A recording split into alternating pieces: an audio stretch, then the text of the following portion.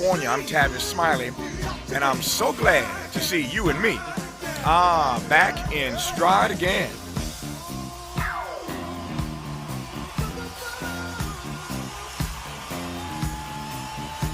Before we get started with today's show, let me invite you to follow me on Facebook and Instagram at The Real Tavis Smiley and get updates on X, that's formerly Twitter, at Tavis Smiley. By the way, should you miss any part of today's program or want to catch up on previous shows, you can always visit thetavissmileyshow.com. That's thetavissmileyshow.com or wherever you get your podcast and listen to the Tavis Smiley podcast version of this live program at your leisure. Another great show on tap for you today. It's Monday, so we'll check in with Dr. Cornel West on the top side of hour 2, as per usual. On the B side of hour 2, Galen Attie is a bad girl.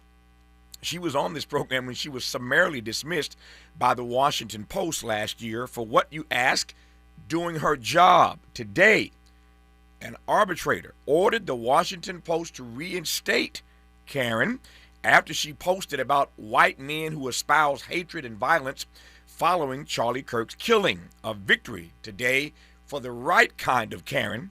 We'll talk about it with my colleague and White House correspondent Quartelai-Quartey on the B side of hour 2. Plus, Hakeem Jeffries is hanging out with Jared Kushner. What's that about? Lots to cover on the backside of hour 2. In our third hour, 2 more conversations.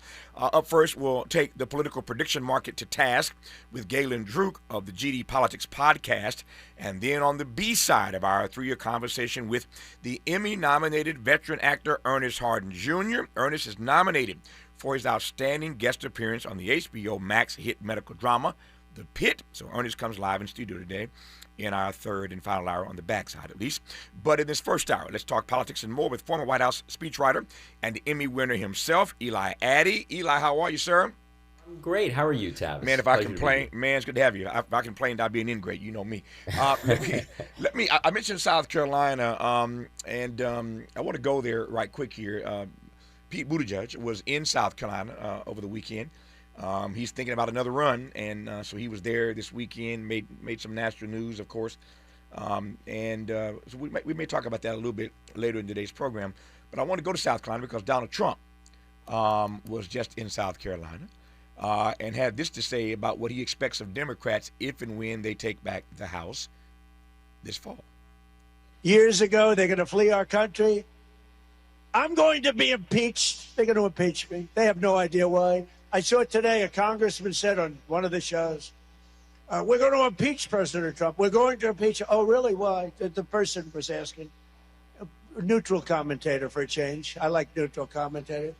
Oh, I see. You're going to impeach him. Why?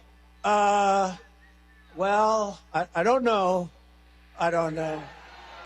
I mentioned earlier that we'll talk to Quartelai-Quartey about Jared Kushner and Hakeem Jeffries and the meeting they had in the context, or that is the backdrop. Here comes Donald Trump saying they are going to impeach me. I am not so sure about that. Let me do this. I got 30 seconds here. That wouldn't be fair. I want to hear what Eli has to say about that when we come forward. I do not believe that Hakeem Jeffries has the stomach to do that. I don't think if Democrats win back the House, Hakeem Jeffries is going to be jumping up and down to impeach Donald Trump. So Trump feels that way.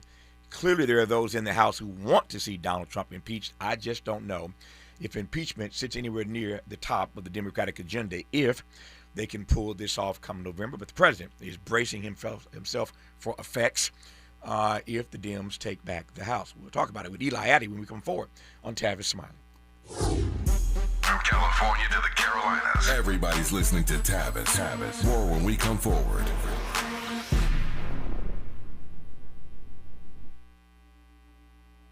You served behind the desk. You served in combat. You did 4 years and got out. You were drafted. You gave 20 years. You gave exactly what your country needed. And so did you.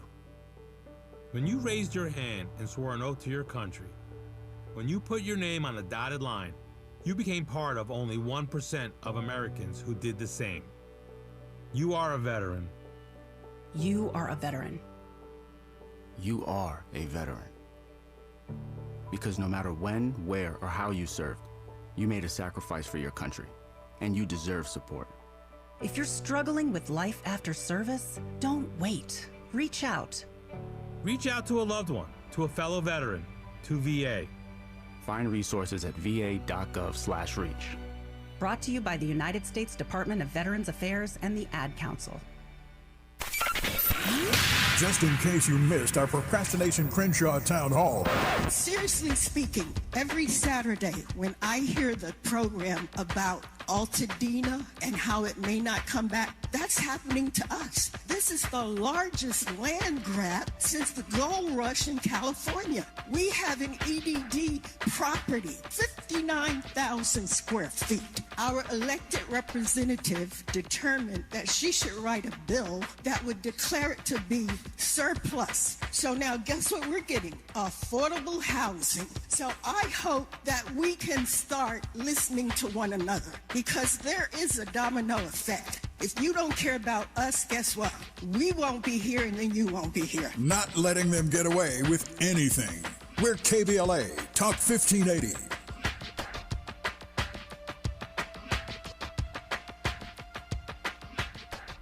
Hi, I'm John Wood Jr., host of the Kingdom Project, weekends on KBLA Talk 1580.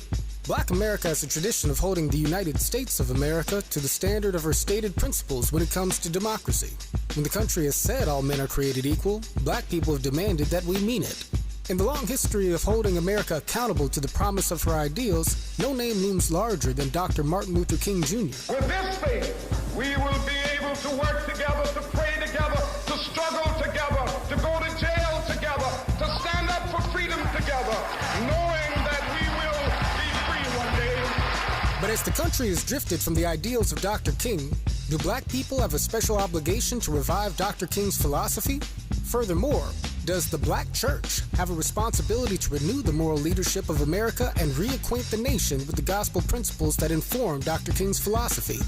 Tune in Sundays at 9 a.m. Pacific as I make the case for the revival of the philosophy of Dr. Martin Luther King Jr. and the moral leadership of the black church, only on KBLA Talk 1580.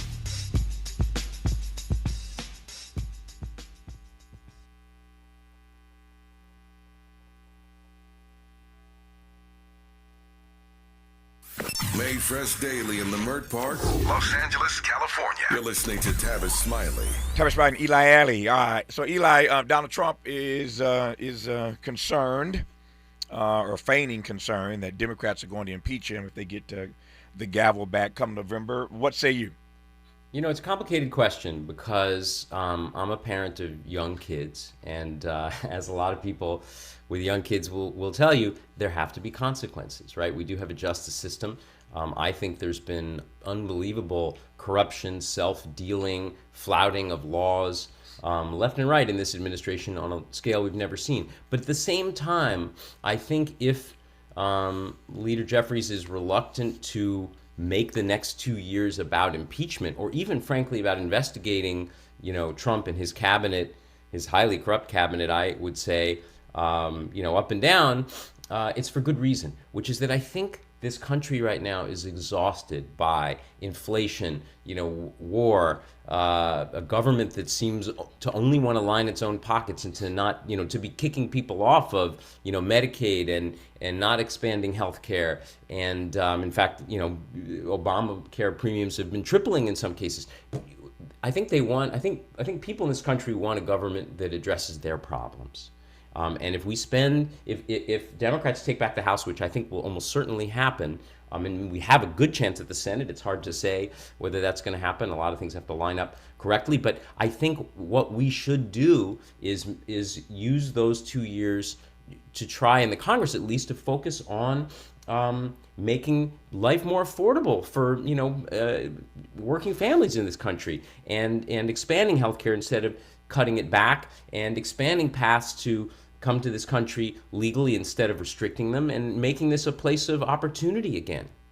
You do realize, Eli, with all due respect, that if we were talking about Barack Obama having done what Donald Trump is doing, no Republican guest on this program would be saying anything near what you're saying right now. You do realize that? Well, look, Obama, who I, love and got to meet, didn't really know personally, but, his big scandal was that he wore a tan suit in the Oval Office one day. I don't know if you remember the weeks of Republican outrage about the tan suit. Yep.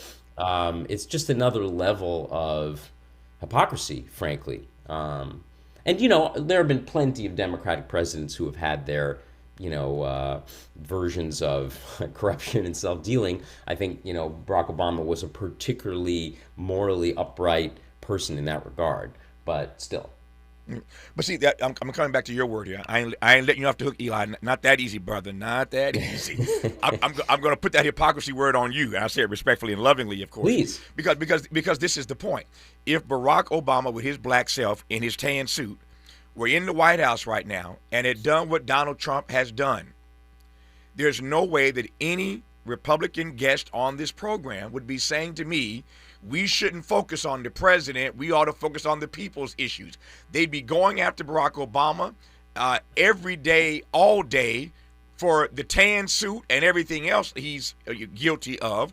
And here you come now suggesting, well, the people want the Congress to focus on their issues, and so we're going to let Donald Trump get away with literally. No, look, I'm not for letting him get away with anything. Yeah, you're making a very good point here, right, Tavis, and I'm not for that. But I think at a certain point you have to be coolly strategic and realize that, I think Trump likes everything to always be about Trump. And if we are attacking Trump and tearing down Trump and impeaching Trump and investigating Trump, that will be satisfying to some portion of the electorate. And as I sort of began my answer by saying, it may be what is morally and legally required. But at the same time, I think this whole country is exhausted by Trump and everything to do with Trump, and a little disgusted. Look, his approval rating is now, I think 33% of the country in a Reuters poll that I saw this morning approve of his performance as president, 64% disapprove. I mean, those are, Richard Nixon may have had numbers that bad days before he resigned from office. That's, the blinking red alarm. He doesn't care at all because he's a lame duck, despite the fact that he wears these, 2028 hats all the time. And he doesn't really care about his own party. He doesn't care about anybody but himself, really. And he's out the door, and all he wants to do is build monuments and put more, gold, paint on the walls of the Oval Office, which apparently he's been doing some gilding of the Oval Office himself. That's what he thinks is a good use of his time as president. Talk about a metaphor. It's Marie Antoinette. He just doesn't have any connection to what people are going through in this country and does not care and is making everything worse and is lining his own pockets. So I think, and all of that, I suppose, is making the case for impeaching him or trying to investigate him and, stir up all kinds of civil and criminal cases against him again. But I think what the country needs after a decade of this madness, other than the Biden years, is somebody who will put their problems first. So, I mean, the danger of an impeachment proceeding or all these investigations, and maybe they need to happen, but the danger of them is that it just drags us into another Donald Trump rabbit hole where it's Trump, Trump, Trump, Trump, Trump until people just want to curl up in a ball. No, I hear you, and I don't want to make light of the argument that you're making. I understand that the point you're making is a strategic point, or as George W. Bush would say, strategery. I get it. Absolutely. I get that, and yet I don't think it has to be either or. It can be both and. We can have some new elected leadership in Washington that plays by the rules, that doesn't violate the law every day, doesn't lie to the American people every day. We can do that. And at the same time, both and, not either or, hold Donald Trump accountable. And yet I'm sensitive to your point about the strategy that the Democrats need to figure out how they're going to employ. Here's what I'm bothered by. I hear your point that people are exhausted by Donald Trump, no question about it. But are we not exhausted by a chief executive who breaks every law on the books? Are we not exhausted by a president who's engaged in a grift, a big grift? Are we not exhausted by et cetera, et cetera, et cetera? And here's the thing. At the end of the day, if we don't make some effort, some attempt to investigate and to hold him accountable, then what you have is another white male getting away with high crimes and misdemeanors. That's what you have, another white male. And in the most multicultural, multiracial, multi-ethnic America ever, that absolutely sends the wrong signal, number one. Let me circle back to your babies, your precious babies you referenced earlier. That's the wrong message to your kids. No, that, you're that, right. That you can get away with crimes, man. I'm of two minds about this. Right. Because I do think there have to be consequences, and I do think we have to become a nation of laws again in a way that we aren't right now. In too many ways because of this trend and because of this president. But let's say we take back just the House, which seems like the most likely outcome, though I think we have an increasing shot of taking back the Senate.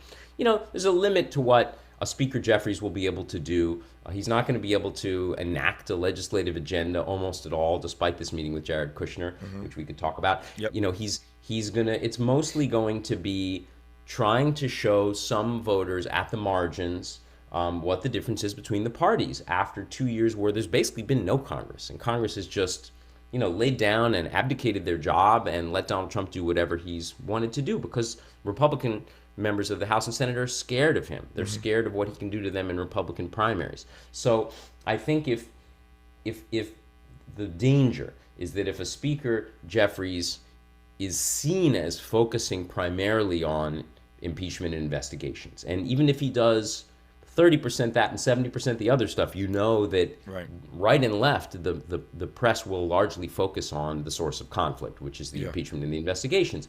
I think it'll just seem like pox on both their houses. It's just, they're all just, in a sandbox, fighting with each other, even though we're trying to, mete out some kind of justice. So I would love for the contrast to be, we're actually focused on the problems of the American people, and he's trying to, line his own pockets and do these horrible things. There's an old theory of presidential politics that my old friend David Axelrod likes to talk about, that the country for presidents doesn't elect replicas, they elect remedies. And I don't think the path forward for Democrats is a pugilistic, extremist Democrat. I think it's somebody who is a more successful version of a Joe Biden, somebody who can be seen as someone who wants to govern, someone who wants to solve problems, someone who's a little bit of a conciliator, can heal the country after all of this horrible, toxic damage that's been done. Yeah. A couple more minutes on this, and I'll push forward here. But let me lean on it one more time here. So Democrats have been promising that if, in fact, they take back the House, they're going to investigate Donald Trump for X, Y, and Z. They've been saying that on the record for months now. And that's part of the appeal, as you well know, to get folks to vote for them, that if we get in, we're going to investigate this fool. So what is the point of investigating Donald Trump if you're not prepared to take it the full length? Which is to say, if it calls for impeachment, then he ought to be impeached. I don't understand why we'd be investigating him if that's not the end and aim. Once he's found guilty, which we all know he is, of these crimes and misdemeanors, as I said a moment ago. The other point I'm raising is to use back to your word, pugilistic. I think there's going to be some pugilism inside the Democratic Party. We see every day the intra-party fighting as it is at the Democratic National Committee level, even inside the House. We see Democrats not always on the same page. What happens when a fight breaks out openly? Because as you well know, there will be Democrats who will demand that Donald Trump is investigated. They will demand that Donald Trump is impeached. And whether Hakeem Jeffries goes along with it or not, he's got a fight on his hands inside of his own party the minute he becomes the historic black Speaker of the House, Eli Attie. Look, I get that there's going to be a lot of energy, a lot of juice in the fall elections about taking Trump to task, investigating him, impeaching him, and on the merits, I agree with you. He completely deserves that. Right. It's going to depend on what happens in the Senate, because let's say we don't take back the Senate. Let's say we do, and we have a one-seat margin, which I think is the realistic option. If we take back the Senate at all, we're never going to convict Donald Trump in the Senate. We're just never going to be able to do that. That's not going to happen. So then you're a prosecutor deciding, do I prosecute this case that I actually can't win a conviction on? How much time do we want to take up doing that when we could instead take up time trying to, get the Obamacare subsidies back in place so people whose health insurance costs have tripled and who now, have to use emergency rooms as crisis care because they don't have doctors, how much time do we want to spend, actually trying to have an infrastructure policy in this country that creates jobs, trying to, get inflation under control, trying to expand affordable housing. I would rather do that than, and again, I'm no fan of Donald Trump's, and I think he deserves, whatever the worst punishment is. But we're not going to convict him. We're just not going to convict him. So do we want to spend all that time? It's satisfying emotionally, but is it really going to achieve anything? Two responses, and we'll move on to Jared Kushner and Hakeem Jeffries. Speaking of Hakeem Jeffries, in this meeting they had, I've said more times than I can count over the course of my career that if you really want to know whether or not there's any real justice at the epicenter of whatever issue you're discussing, if you want to know if there's any real justice embodied therein, all you have to do is to flip the frame. Flip the frame. By that I mean just switch out the colors. I repeat what I said earlier. If Donald Trump were black and doing this, we know exactly where this conversation would be leading us.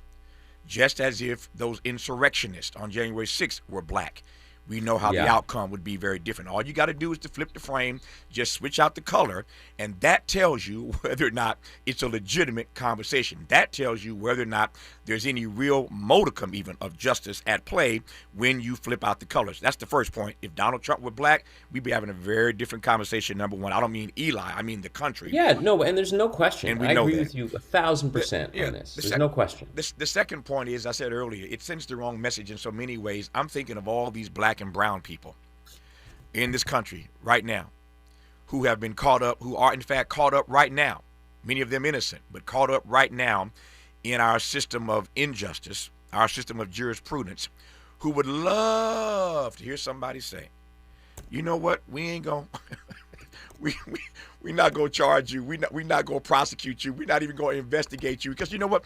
The American people have real problems that we need to be addressing.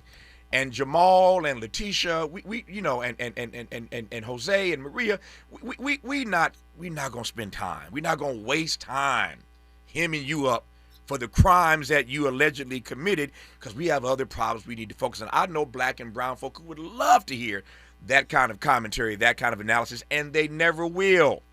But because he's Donald Trump, because he's a rich, powerful white male, because of strategery, we're going to let him off the hook because we got better things to do. And again, I digress, but I think you take my point. Last word to you, Eli, on this issue. We'll move forward. Look, there's nobody who would be happier if Donald Trump were impeached and removed from office. I think he's unworthy of the job. I think he's highly corrupt. I think we're going to be spending decades finding out the full scale of the way he's looted our government. I think they're going to find half the China missing when that guy finally leaves the building. And his fingernails, in the doorway as they pull him away. But I try to, as I said, be coolly strategic. I try to step back and think, what am I actually hoping we achieve in this country? And I want to make, I want a government that makes people's lives better in measurable ways. And, he's just one of these people who tends to slip through your hands just when you think you've got him. No. And maybe, we should just let him go off into the sunset. Well, and if you look at the guy walking around, that may not be long. Yeah, I hear your point. That's why he's an Emmy-winning TV writer. Fingernails in the doorway as they're pulling him out. Half the China missing. That's why Eli Attie is an Emmy winner himself. Let me close on this note. I think we started this half hour playing this Donald Trump clip, and Mr. President, you ain't got nothing to worry about. Democrats ain't gonna do nothing. They're not gonna come anywhere near trying to impeach you, I don't believe. And I believe that's why Donald Trump is making a mockery of Democrats in saying what he said in South Carolina. He knows they ain't coming for him. He knows that. And so he's leaning into this, making fun of Democrats because he knows that they're not going to impeach you. They ain't got the temerity to do so. I digress for now. You're listening to Eli Attie on Tavis Smiley. This is getting good. Yeah, man. Tavis Smiley continues when we come forward.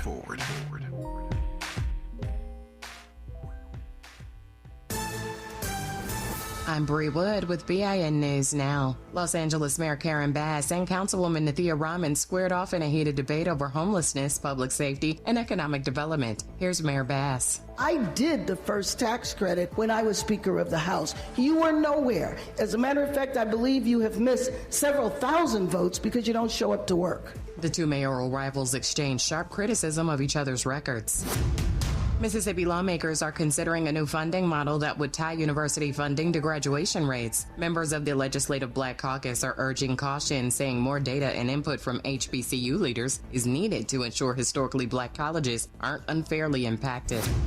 And Drake is expanding his live entertainment footprint with a new history venue in Ottawa. The music venue, created in partnership with Live Nation, follows the successful launch of the original history location in Toronto. Get BIN News Now on demand 24/7 on the iHeartRadio app. Got issues with youth or high school sports? Positive Coaching Alliance can help. PCA, a national nonprofit, offers more than 1,000 free online resources for youth and high school sports coaches, parents, students, and administrators. Visit PCADevZone.org. This is the KBLA Sports Minute with Ray Richardson. The Dodgers have won 6 straight after sweeping Pittsburgh Sunday. 4 Dodgers pitchers combined to allow the Pirates only 2 hits and a 4-0 win. The Dodgers won their 80th game of the season. They are 1 game behind Milwaukee for the best record in Major League Baseball. The Dodgers are now 15-13 since hanging out with Trump at the White House on July 23rd. Things are beginning to look up for the Dodgers with 31 games left in the regular season. We are 16 days away from the start of the NFL regular season on Wednesday, September 9th. First time in NFL history, the league is playing its regular season opener on a Wednesday. New England is at Seattle to take on the defending Super Bowl champs. The Rams and San Francisco kick off their regular season on Friday, September 11th in Melbourne, Australia. First NFL regular season game down under. No debates, no speculation, just the info you need. That's your KBLA Sports Minute. I'm Ray Richardson on KBLA Talk 1580. We've got a lot to talk about. I'm Reverend Gerald, the life coach. Is someone you love struggling with addiction and mental illness? Is improving your family's health important? Want to leave a legacy that your family can grow? Are you ready to enhance your perception of life experiences? Then wake up weekends at 7 a.m. with Urban Family Focus and get the wisdom, opportunity, resources, and motivation to live your best life. Join the conversation on Urban Family Focus Saturday and Sunday at 7 a.m. Unapologetically progressive. KBLA Talk 1580. We've got your black. As we go a little something like this. Talkers Magazine has spoken. Out of every talk radio host in America, Tavis Smiley ranks number 14 on the Heavy 100 list. One of the top 15 most important voices in the nation, right here on KBLA Talk 1580. Unapologetically progressive, unapologetically powerful. Tune in weekdays on the 9s, 9 a.m. to noon or 9 p.m. to midnight. This is your station. This is your voice. Let's get it on! The more you listen to your kids, the closer you'll be. So we asked kids, what do you want your parents to hear? I feel sometimes that I'm not listened to. I would just want you to listen to me more often and evaluate situations with me and lead me towards success. We're not adults, so just be there and listen. I just want someone to yap to. And I just feel like I'll be fine if someone just hears me talk and talk and talk and talk and talk and talk and talk. You're doing a really good job. And I don't think I tell you that enough. And I know sometimes we get into it and it's just hard on both of us. But try to understand me more and I'll try to do the same. Listening is a form of love. Find resources to help you support your kids and their emotional well-being at sounditouttogether.org. That's sounditouttogether.org. Brought to you by the Ad Council and Pivotal. KBLA Talk 1580. We've got a lot to talk about. KBLA Talk 1580 is connecting you with services and solutions. Domestic violence and family violence is when someone in an intimate or family relationship tries to gain or maintain power and control over another through a wide range of abusive behaviors. Every single act may amount to abuse. Abuse can take on various forms: psychological and emotional, physical and economic, and sexual abuse. The Genesee Center Incorporated is a nationally recognized nonprofit domestic violence prevention and intervention organization, housing women and children from 30 days up to 2 years through emergency and transitional shelters. The Genesee Center also provides support services like mental health counseling, life skills classes, computer training, job referrals, after-school programs for children, field trips, tutoring, and comprehensive direct legal services. If you need help or you'd like to donate or volunteer, call the Genesee Hotline, 1-800-479-7328. That's 1-800-479-7328, or visit genesee.org. Everyone has the right to be safe. This is a community call to action from KBLA Talk 1580.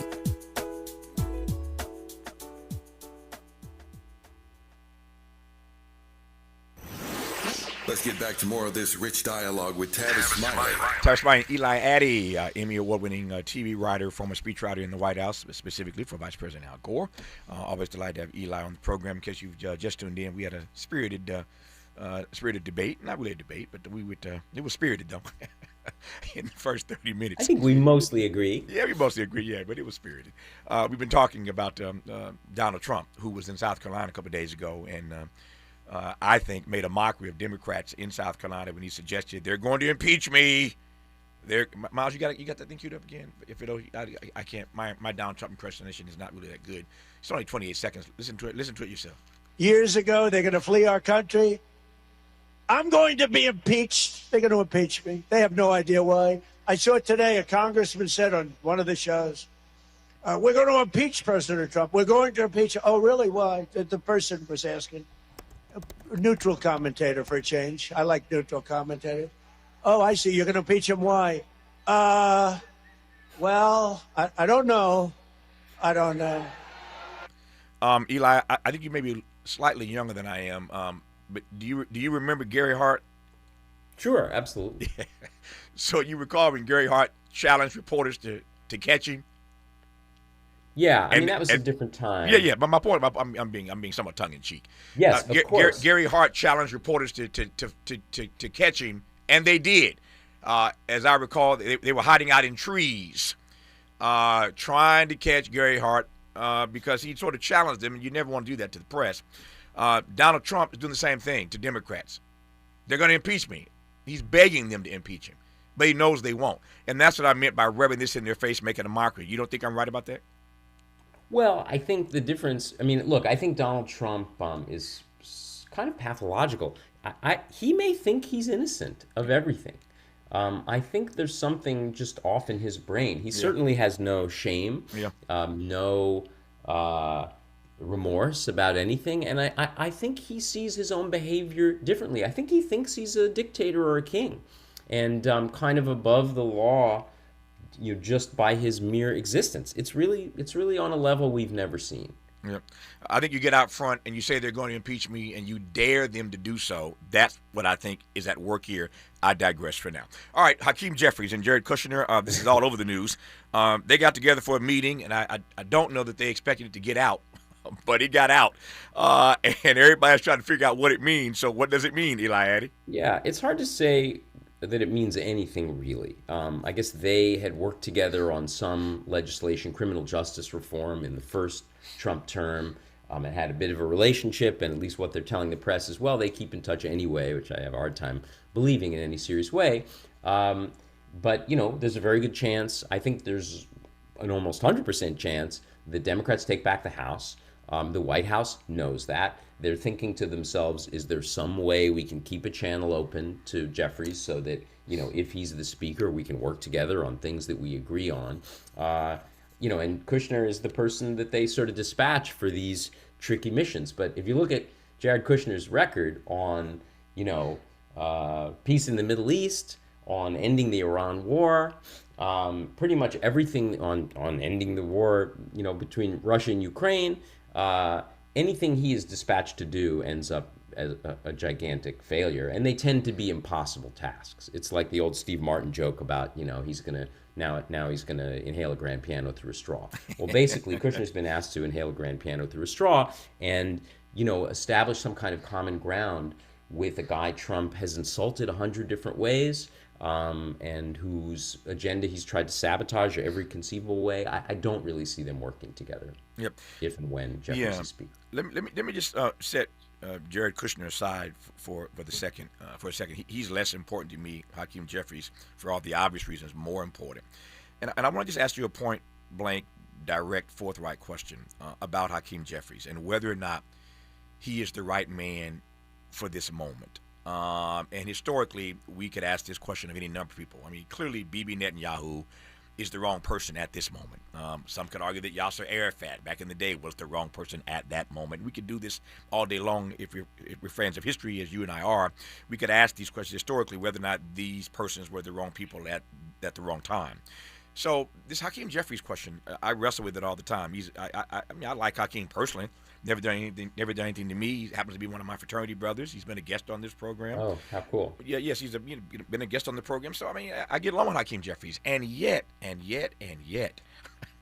I see all the ways, I see all the issues on which Hakeem Jeffries seems not necessarily to be in step with the base of the Democratic Party. Yeah. When you talk to members of the House, they swear by Hakeem. They love Hakeem Jeffries. I never talked to anybody in the House who doesn't like Hakeem Jeffries. Likeable guy, and many of them think he's a good leader. They understand what he's up against, and so there's no dislike per se of Hakeem. And at the moment, I don't see anybody or know anybody who's going to put their name out front, volunteer themselves to run against Hakeem Jeffries. That could change between now and November if they win back the House. We shall see.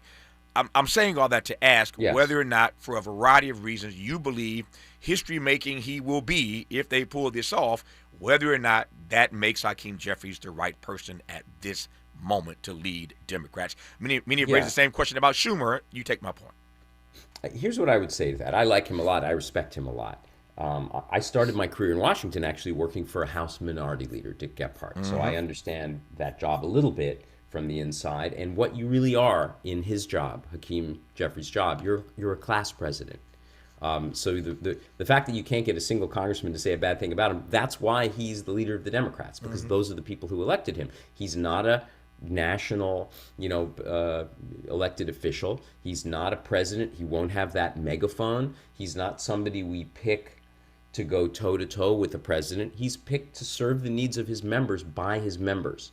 The fact that he may be out of step with the base of his party, and I suppose you're talking about the more sort of activist progressive left that's been powering a lot of recent primary victories and that is the source of a lot of energy in the party right now. But I think, Jeffries represents the mainstream of the party. He represents the party broadly speaking, and he represents, I think, the kind of leadership you need to bridge all these different factions. Tip O'Neill, Democratic Speaker of the House in the 80s, always used to say, if this were Europe, the Democratic Party would be 5 parties.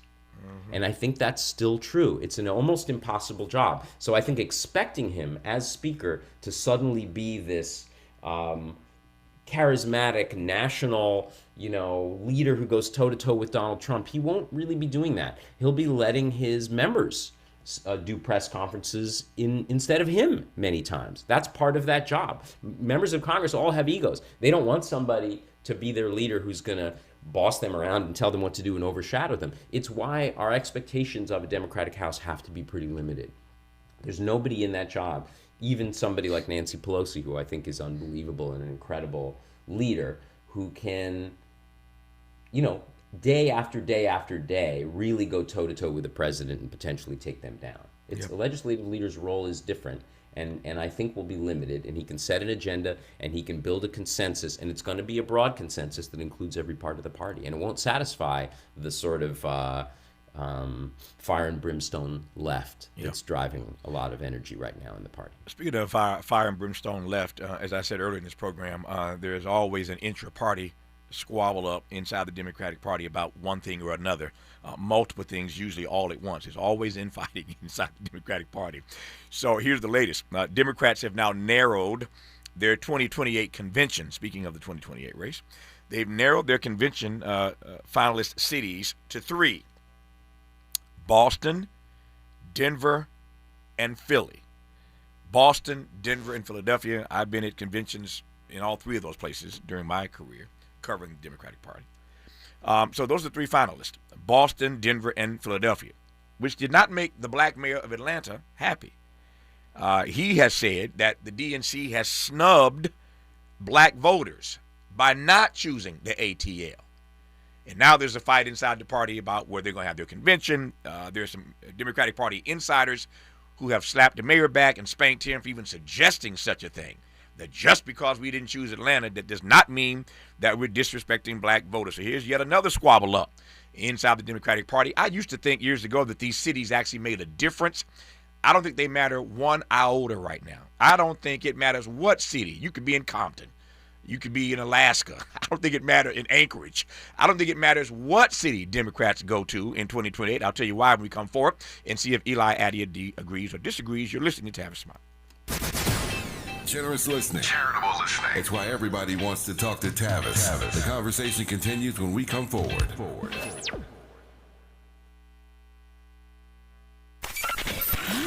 Just in case you missed our Procrastination Crenshaw Town Hall. I'm an Eaton Fire hero. I was trapped there January 7th, 2025, so I was awarded the Carnegie American Red Cross and the Kiwanis Lifesaver Award. So, to me, this looks like a slow burn. We constantly see Dr. Hardy, Pastor Caldwell, Mr. Smiley here. Their business is slowly impacted. Now, in Altadena, it was a quick burn. Everybody left. Everybody got priced out. They didn't have enough money to stay afloat. They couldn't rebuild their property. So, to me, this is a target for the developers. In my opinion, having been in Altadena for 18 months, still today, I still feed all of those people there because they're still displaced because they can't afford to come back. So what do? They move down to the Inland Empire, or they just call it a day and they go back to another state. So it's important to hold leadership accountable because as of right now, they've abdicated their responsibility. They just show up for the cameras and they don't even come to see you. Keeping them in check. We're KBLA, Talk 1580.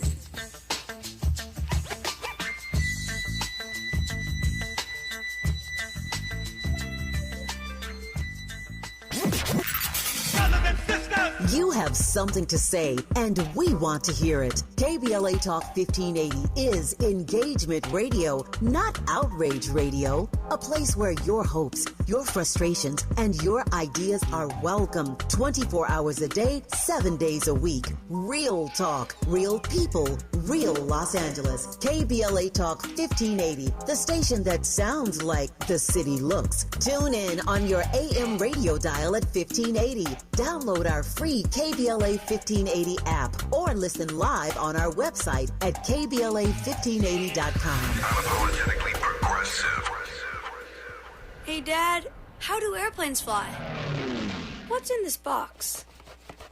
Can I touch this? Where does sand come from? Is this tree good for climbing?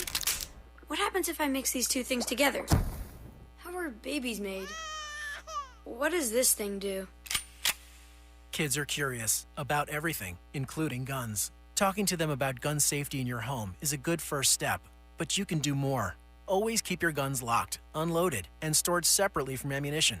Storing your guns securely is the best way to prevent family fire, including unintentional shootings. For more information on safe gun storage and ways to keep your family safe, visit endfamilyfire.org. That's endfamilyfire.org. What do we keep in the attic? What's this thing called? Can I ride my bike backwards? Like I said, kids are curious. It's up to us to keep them safe. Brought to you by End Family Fire, Brady, and the Ad Council.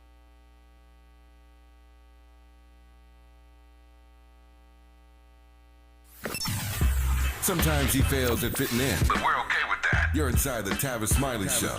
You are indeed with Eli Attie. So Eli, here's my read of this, and I could be wrong. If I am, you feel free to disabuse me of this notion. I used to think these cities mattered because there was some strategery. There's that word again. Thanks, George W. Bush. There was some strategery that went into how these decisions were made, and there still is. But at the end of the day, we know that South Carolina is the first state in the Democratic primary process. And more importantly, we know that these elections come down to a handful of swing states. And as you well know, as well as I do, not just a handful of swing states, but a handful of districts inside of those swing states. That's how tight these races have become for president. You're looking at a few swing states and, frankly, a handful of districts inside of those swing states.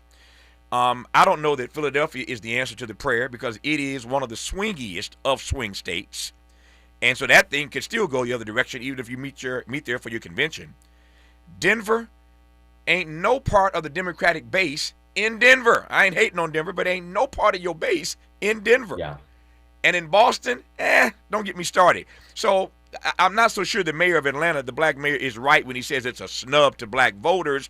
But you can make the argument about black voters. You can make the argument about the South. You can make the argument about Raphael Warnock and John Ossoff putting off the impossible. You can make the argument about Keisha Lance Bottoms, a black woman, former mayor of Atlanta, running for governor. You can make a lot of arguments for why Atlanta would be a decent place, perhaps the best place to have the convention. But here's why it doesn't matter, because it's all about those swing states and those handful of districts. Who cares where the convention is? I digress. Eli, the mic is yours.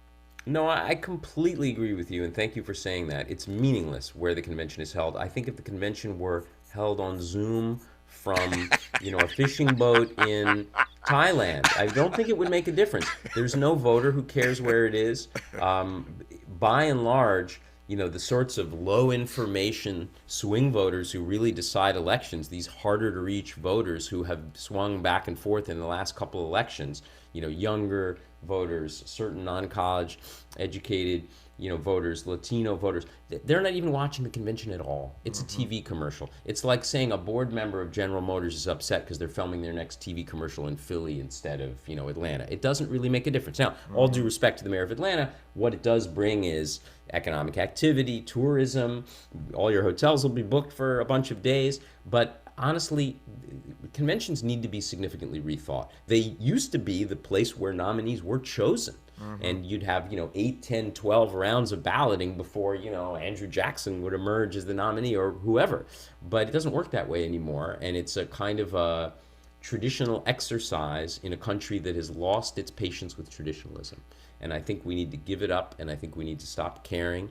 And maybe the next convention should just have different speeches and events from 19 cities and give everybody a piece of the pie and, stop the squabbling. Yep. In our remaining moments with Eli Attie, I will ask him whether or not this Republican midterm convention, which has never happened before, is going to make a difference in November. You're listening to Tavis Smiley. Why does Tavis say, when we come forward? Because he's not going back. And you don't have to go back either. Forward ever, backward never. More of Tavis Smiley when we come forward.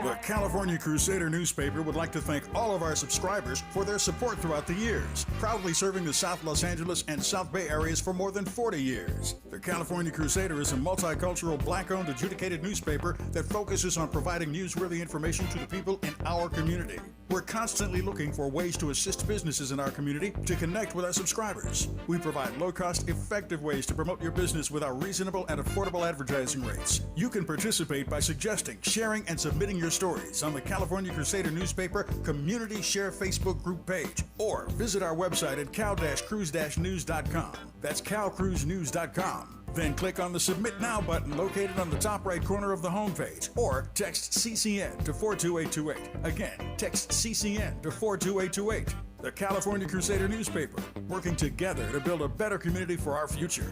Subscribe today. You say you'd never give in to a meltdown. Never let kids' toys take over the house. And never fill your feed with kid photos. You'd never plan your life around their schedule. Never lick your thumb to clean their face. And you'd never let them leave the house looking like less than their best. You say you'd never put a pacifier in your mouth to clean it. Never let them stay up too late. And never let them run wild through the grocery store. Peanuts on aisle 6. And aisle 3. So when you say you'd never let them get into a car without you there, no, it can happen. 1 in 4 hot car deaths happen when a kid gets into an unlocked car and can't get out. Never happens. Before you leave the car, always stop, look, lock. Brought to you by NHTSA and the Ad Council. Onyx, I keep having stomach issues. Please make me a doctor's appointment. Okay, are you suffering from diarrhea, bloating, gas, or oily stools? If so, you may want to ask your doctor if it could actually be a problem with your pancreas, called exocrine pancreatic insufficiency, or EPI. My pancreas? How is EPI treated? A prescription medicine like Creon, pancrelipase, is used to treat people who can't digest food normally because their pancreas doesn't make enough enzymes. Creon is the #1 prescribed treatment for EPI. Creon may increase your chance of fibrosing colonopathy, a rare bowel disorder. Tell your doctor if you have a history of intestinal blockage or scarring or thickening of your bowel wall, if you are allergic to pork, or if you have gout, kidney problems, or worsening of painful swollen joints. Call your doctor if you have any unusual or severe gastrointestinal symptoms or allergic reactions. Take Creon as directed by your doctor, and always with food. Do not chew capsules, as this may cause mouth irritation. Other side effects may include blood sugar changes, gas, dizziness, sore throat, and cough. These are not all the side effects of Creon. You can learn more at 1-800-633-9110. Before your appointment, visit creoninfo.com. That's CREON info.com. Freedom is an endless meeting. So let's get back to it with Tavis Smiley. Tavis Smiley and Eli Attie with 3 minutes to go in this first hour. And we'll talk to Dr. Cornel West, top of the second hour, as we do every Monday and Thursday. So stand by for that in just a few moments. So Donald Trump announced some time ago, Eli, as you know, that they were going to do something they've never done before, Republicans, that is, have a midterm convention to rally the troops. They chose Dallas as the site of their convention, speaking of convention sites. It will be September 9th and 10th. Will it have an impact? Will it rally the troops? Will it energize the base? Might Donald Trump pull off an upset here? We thought there's going to be a big red wave in the midterms for Joe Biden. That red wave never materialized. Might Donald Trump's convention in Dallas slow down this predictable or predicted blue wave in November? No, I don't think so. And the reason it won't, I mean, for that to happen, I think Donald Trump would need a brain transplant, because he's incapable of doing anything that drives an actual message that voters care about. I mean, Republicans in Congress and around the country have been, sounding, the alarm for months now that inflation, the wars, the rising cost of health care, that voters, including many Trump voters, have real concerns about their pocketbooks and their lives, and none of that is being addressed, because it's all, how can he build his ballroom? What new monument can he build over here? Can he name 10 things after himself, because he knows no one else is going to do it after he's gone? And whatever they write for him, whatever they stick on a teleprompter, is not what he's going to say at that midterm convention, and I think it's going to be a great big bust. You heard it here first. There you go, Eli. Let me close on this note that you raised a moment ago, and I think you're right about this. I never heard anybody say it so clearly and so plainly. That's why, again, he's an Emmy Award-winning TV writer. This penchant that Donald Trump has for naming stuff after him is not just born of his ego. I think you're right, though. It is born of the fact that he knows that once he's gone, ain't nobody gonna do it. Yeah, that's right. I mean, this, somewhere, deep inside himself, he must have some awareness that he is an island in many ways. Yeah. And I think we're going to be reckoning with this presidency for many decades to come. How we let it happen, how all the china's missing, how all the doorknobs are gone in that building, and all the gold gilded things he's putting there. He's going to try to stuff into a suitcase. I mean, this is who we chose. No, and just because I'm petty like this, we're also going to be wrestling Eli with how we let him get away with it. See what I did there? For sure. I agree with you. You did it well, Tavis, as you always do. No, we're going to wrestle with that, too. How we let him get away with it, because Democrats chose not to go after him for all his crimes, but I digress. You're right. All right. On us. Eli Attie, you're the best, man. Good to have you on. We'll do it again soon. Enjoy your day. Great time, my friend. I love being on here. I love having you on. Thanks for your time. When we come forward, Dr. Cornel West, who I also love having on this program, you're listening to Tavis Smiley. KBLA 1580 Santa Monica. I'm Bree Wood with BIN News Now. Los Angeles Mayor Karen Bass and Councilwoman Nathia Rahman squared off in a heated debate over homelessness, public safety, and economic development. Here's Mayor Bass. I did the first tax credit when I was Speaker of the House. You were nowhere. As a matter of fact, I believe you have missed several thousand votes because you don't show up to work. The two mayoral rivals exchanged sharp criticism of each other's records. Mississippi lawmakers are considering a new funding model that would tie university funding to graduation rates. Members of the Legislative Black Caucus are urging caution, saying more data and input from HBCU leaders is needed to ensure historically black colleges aren't unfairly impacted. And Drake is expanding his live entertainment footprint with a new history venue in Ottawa. The music venue, created in partnership with Live Nation, follows the successful launch of the original history location in Toronto. Get BIN News now, on demand, 24/7 on the iHeartRadio app. For victims of drunk and drug driving, our grief is unique. But you are not alone. You always have a place at MAD. Call our 24-hour victim helpline at 877-MAD-HELP or visit mad.org. This is the KBLA Sports Minute with Ray Richardson. The Dodgers have won 6 straight after sweeping Pittsburgh Sunday. 4 Dodgers pitchers combined to allow the Pirates only 2 hits and a 4-0 win. The Dodgers won their 80th game of the season. They are 1 game behind Milwaukee for the best record in Major League Baseball. The Dodgers are now 15-13 since hanging out with Trump at the White House on July 23rd. Things are beginning to look up for the Dodgers with 31 games left in the regular season. We are 16 days away from the start of the NFL regular season on Wednesday, September 9th. First time in NFL history, the league is playing its regular season opener on a Wednesday. New England is at Seattle to take on the defending Super Bowl champs. The Rams and San Francisco kick off their regular season on Friday, September 11th in Melbourne, Australia. First NFL regular season game down under. No debates, no speculation, just the info you need. That's your KBLA Sports Minute. I'm Ray Richardson on KBLA Talk 1580. All I need is one mic. With a KBLA Talk 1580 editorial, I'm Tavis Smiley. Culture in my lifetime has been as impactful, if not more impactful, than politics or law or any other pursuit or business. You know, I like to say culture is undefeated. Culture is undefeated. That's what Council President Marquise Harris Dawson says, and you know what? He's right. Culture is undefeated. But here's the problem. You don't get to celebrate the culture while ignoring the people who created it. And that's where this procrastination Crenshaw conversation gets real. As you know, the community sent a formal letter to Harris Dawson. We're still waiting for an official response from the city. The deadline is Friday, September 4th. But in the interim, Harris Dawson penned an open letter to the community. Okay, that's fine, but responding is not the same as answering. That said, let's not confuse fixing the parking, repairing the streetlights, and repaving streets and sidewalks with finishing Destination Crenshaw. The community was promised a transformational project. So, where is it? When is this thing going to be finished? The council president says the project is being delivered on a timeline. What timeline? That's not an unreasonable question, and that's not an attack. It's not division. That is accountability. And then there's the business interruption money.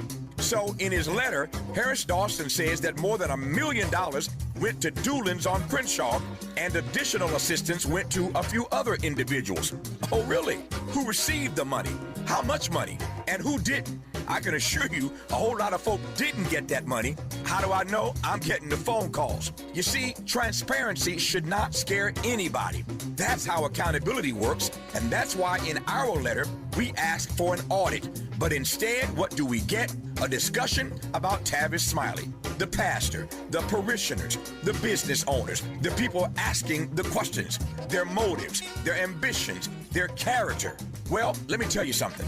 When you can't answer the questions, attacking, insulting, and gaslighting the persons asking the questions doesn't make the questions disappear. It just makes people ask why you won't answer it. Let me be clear. We don't want to fight with the council president. We want the project finished because the people of Crenshaw are not on the sidelines, Mr. President. They are Crenshaw. And if culture really is undefeated, then respect the culture, respect the people, respect the businesses, and most importantly, respect the questions. Now, answer them.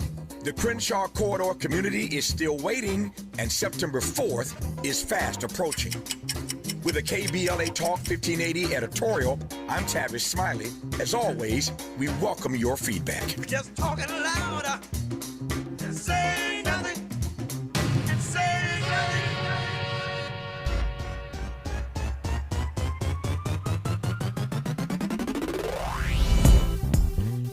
You know I love music. And every time I hear something hot, it makes me want to move. It makes me want to have fun. But it's something about this joint right here. This joint right here, it It makes me wanna let it go. Can't let this thing called love get away from you. Feel free right now, go do what you wanna do. Can't let nobody take it away from you, from me, from we. No time for moping around. Are you kidding? And no time for negative vibes, 'cause I'm winning. It's been a long week. I put in my hardest. Gonna live my life. Feels so good to get it right. So I like what I see when I'm looking at me when I'm walking past the mirror. Don't stress through the night at a time in my life. Ain't worried about if you feel it. Got my head on straight. I got my vibe right. I ain't gonna let you kill it. See, I would change my life. My life's just fine, fine, fine, fine, fine, fine. Ooh, fine, fine, fine, fine, fine, fine. Ooh, just fine, fine, fine, fine, fine, fine. Ooh, see, I would change my life. Mary J's got a serious body of work, and she got hits, but this is one of the funkiest hits that Mary J's ever put out. I love this track. Dr. West is here, Cornel West, every Monday and Thursday, top of the second hour. I never know what his walk-on song is going to be, but I did not see Mary J coming today, Dr. West. Well, brother, I tell you, we living in a moment where there's open season on the finest of black people, and we have to be able to revel in our callings, revel in our prophetic utterance and witness, not in the spirit of self-righteousness, but in the spirit of recognizing that the finest will be under attack. And this is for you. I just read that letter of the city council president. It's weak, it's pre-sweet, Kool-Aid, it's pathetic, and it's nothing but it's nothing but an attack on somebody who's trying to raise the issue of the suffering of the people. How can raising issues of suffering of the people be profane? How can raising issues of the suffering of the people be viewed as a white supremacist attack on him? Please, he's got to get off the crack pipe. Now, we pray for the brother, but he's not one of our finest at all. Where's his words about Mark Riley Thomas? Mark Riley Thomas is one of our finest. Where's his words in support of our finest? Crickets. We hardly hear a word from the brother. So in that sense, and this is true even with our dear brother Jason there, and we'll talk about that as well in Cambridge, that we pray for his family. But he's not one of our finest either. But open season means, in fact, that he's still viciously attacked. We defend against that vicious attack, but he was never one of our finest to be professor at Cambridge. Not at all. Not at all. That was a manipulation by the white liberals to bring in folk who are not part of our finest in that regard. And we have to lift up our finest. That's you, that's Mark Riley Thomas, that's politicians, for example. People think Obama's Martin Luther King Jr. No, get off the crack pipe. Martin's one of our finest. Obama's a fine politician. It's a whole different level. We have to keep our standards up and defend at the highest level of our energy, our finest. And this is something that I'm going to my grave, defending the finest, not that you or Mark or Martin or people say Kamala Harris is Fannie Lou Hamer. Get off the crack pipe. No, Kamala Harris is not one of our finest. She's a mediocre politician who is very clever to do X and Y. We have to keep our standards up. And that's why we appreciate Mary J, because Mary J is one of our artistically oriented finest ones of her generation. But she knows even she has to bow down to Sarah Vaughan, to Billie Holiday, to Aretha Franklin, to Mahalia Jackson. We love Mary J. She understands one of our finest, keeping up the greatest standards that we have. Dr. West has set the frame when we come forward after a little more Mary J. I've got some questions for him. And in case you are not up to speed on this letter he referenced that Marquise Harris Dawson, President of LA City Council, released on Friday, we'll talk about that. We are just about today to demand an apology from him. We're about to push this out momentarily, demanding an apology from Marquise Harris Dawson for what he said, the way he insulted and tried to gaslight this community. We'll talk about that. It's a local issue, but it has national resonance, I think. And we'll talk about, of course, Jason Arday. Dr. West mentions him, the professor in Cambridge who was harassed so much that he killed himself. A great deal more to talk about with Cornel West when we come forward here on Tavis Smiley.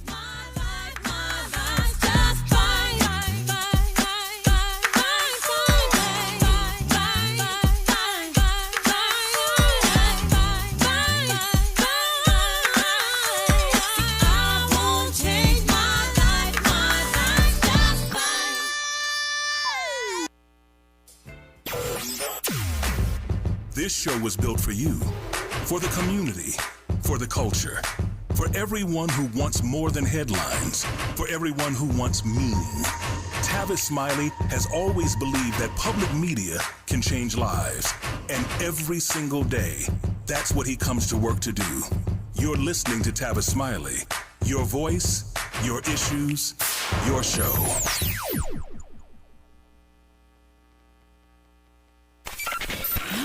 Just in case you missed our Procrastination Crenshaw Town Hall. My name is Asata Umoja. I'm with the Hyde Park Organizational Partnership for Empowerment, which is at the southern end of Crenshaw. And this community has been greatly impacted. As a matter of fact, one of the things that we're most concerned about is just being totally neglected. And what I mean is being excluded from the process. When this project first started, they should have made sure that our organization, since we were most impacted, was in there. So we've been excluded, and we've seen commercial properties be taken for art projects. And we're very concerned about these are spaces that could help build economic growth and development in the community. And what this community needs more of is economic development, not art. I mean, I like art. It's a good thing. But they're putting the cart before the horse. Because without a solid economic foundation, what they are calling cultural tourism absolutely has no significance and no meaning. And this community is going under if we don't stop and do something to help build that economic foundation and support the businesses that are the tax base for this community to build the kind of services that we need. And the response from our leadership is totally inadequate. Holding them accountable. We're KBLA, Talk 1580. Self-destruction. Yeah, for self-destruction. Self-destruction. Yeah, for self-destruction. You served behind the desk. You served in combat. You did 4 years and got out. You were drafted. You gave 20 years. You gave exactly what your country needed. And so did you. When you raised your hand and swore an oath to your country, when you put your name on a dotted line, you became part of only 1% of Americans who did the same. You are a veteran. You are a veteran. You are a veteran. Because no matter when, where, or how you served, you made a sacrifice for your country, and you deserve support. If you're struggling with life after service, don't wait. Reach out. Reach out to a loved one, to a fellow veteran, to VA. Find resources at va.gov/reach. Brought to you by the United States Department of Veterans Affairs and the Ad Council. The KBLA 1580 app puts the realest conversations right in your pocket. Stream live wherever you are in the world. No static. No searching the dial. A crystal clear connection 24/7, exactly when you want it. We recommend that you keep automatic updates enabled. Set it and forget it. So the app stays up to date with store requirements, bug fixes, and new features as we roll them out. Download the KBLA 1580 app today and stay plugged into the conversation everyone's having.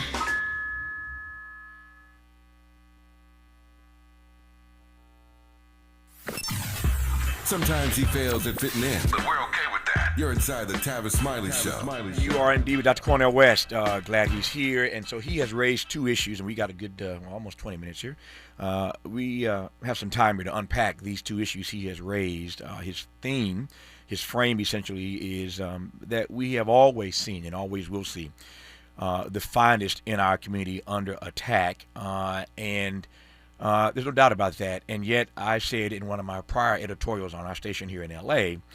that it bothers me when certain black electeds hide behind their identity, their blackness, to avoid scrutiny. They hide behind their identity, I opined earlier, to avoid scrutiny. I don't like that. Because you black don't mean you get a pass on being held accountable. I don't like it when people play these Jedi mind tricks. I don't like it when they insult us. I don't like it when they gaslight us. And again, for those in Los Angeles, you've been hearing for months now, us talking about what we call procrastination Crenshaw. They call it destination Crenshaw. This 1.3-mile corridor right in the heart of the black community in the Crenshaw district that is years behind schedule, And as a result, the economic violence visited upon this community has stifled people and choked people literally to death. There are businesses that have gone under because they've dragged their feet so long on getting this project done. And so we have raised questions about accountability to the city council president in LA, who happens to be black, also the person that represents this district, and he's all up in his feelings. He's all up in his feelings now, and he's acting out in ways that are defensive, that speak to his being in his feelings and his emotions, and that's not the definition of leadership. And so I guess he had enough of it, and on Friday he released a letter. The problem with the letter is, again, it's full of gaslighting, it's full of insults, it's demeaning, it is degrading of everyday people, and we're not going to tolerate that. And so we are today in Los Angeles demanding an apology from Marquise Harris Dawson for what he said in this letter the other day. He lost his mind, lost his ever-loving mind. Let me just read a couple paragraphs, and this is what Dr. West was essentially referencing. He mentioned he's read the letter. So first of all, in this letter, he takes credit for stuff he ain't done. Anybody seen Marquise Harris Dawson? You've seen the photos, you've seen the video we posted when Karen Bass, the mayor, came to the Crenshaw corridor. She walked the corridor with me and other stakeholders. We told her what needed to be done. She went to work. Marquise details all these things in his letter, but then acts like he did it. So he's taking credit for work he didn't do. He didn't come to the town hall. He didn't come with Karen Bass when we walked the corridor, but in his letter, he's acting like he and Destination Crenshaw did the work. Stop lying, Marquise. You're lying. You ain't shown up. You ain't done no work, and taking credit for it in this letter, that's the definition of gaslighting. That's what he does in this letter. Then, secondly, he calls taking down the gates and the fences and the barricades, etc., giving back the parking. He calls that progress. No, Negro, that ain't progress. We back to square one. Remediation is not progress. We want to see progress on Destination Crenshaw. But we're back to where we started. So that's not progress. But then he says the following, and I want to quote, and I'll let Dr. West do what he does. There are two paragraphs I want to read right quick, and then we'll move to Dr. West's commentary about Jason Arden. He says, I have to address the false claims directly. He's going after Cornel West here, trust and believe. He doesn't call him by name, but if you recall the town hall and what Dr. West said, he's going after Cornel West directly. I have to address the false claims directly. Unsubstantiated accusations of corruption have been leveled at me and at this project without a shred of evidence. In a moment of rising bigotry, hurling baseless corruption charges at black elected officials and community leaders is not just wrong, it is dangerous. We've seen firsthand how accusations are used to stifle progress, feed into the white supremacist desire to incarcerate black leaders, and how it not only harms the target, but the whole community. I watched every minute of the recent town hall at Bethesda Temple Church, and I found it especially profane that a church sanctuary would be used as the backdrop for such lies and incendiary accusations. So Dr. West, he's calling you and me liars. He says incendiary accusations. He's calling the gathering at this black church, this sacred space, he's calling that gathering and those who were involved in it profane. And he says that we have leveled unsubstantiated accusations of corruption against him. And the part that really just irks me is suggesting that because we are raising questions of accountability about him, that we are somehow advancing some white supremacist agenda of attacking black leaders. This Negro has lost his mind.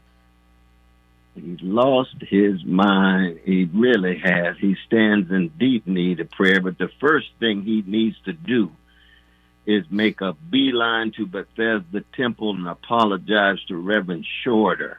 Mm-hmm.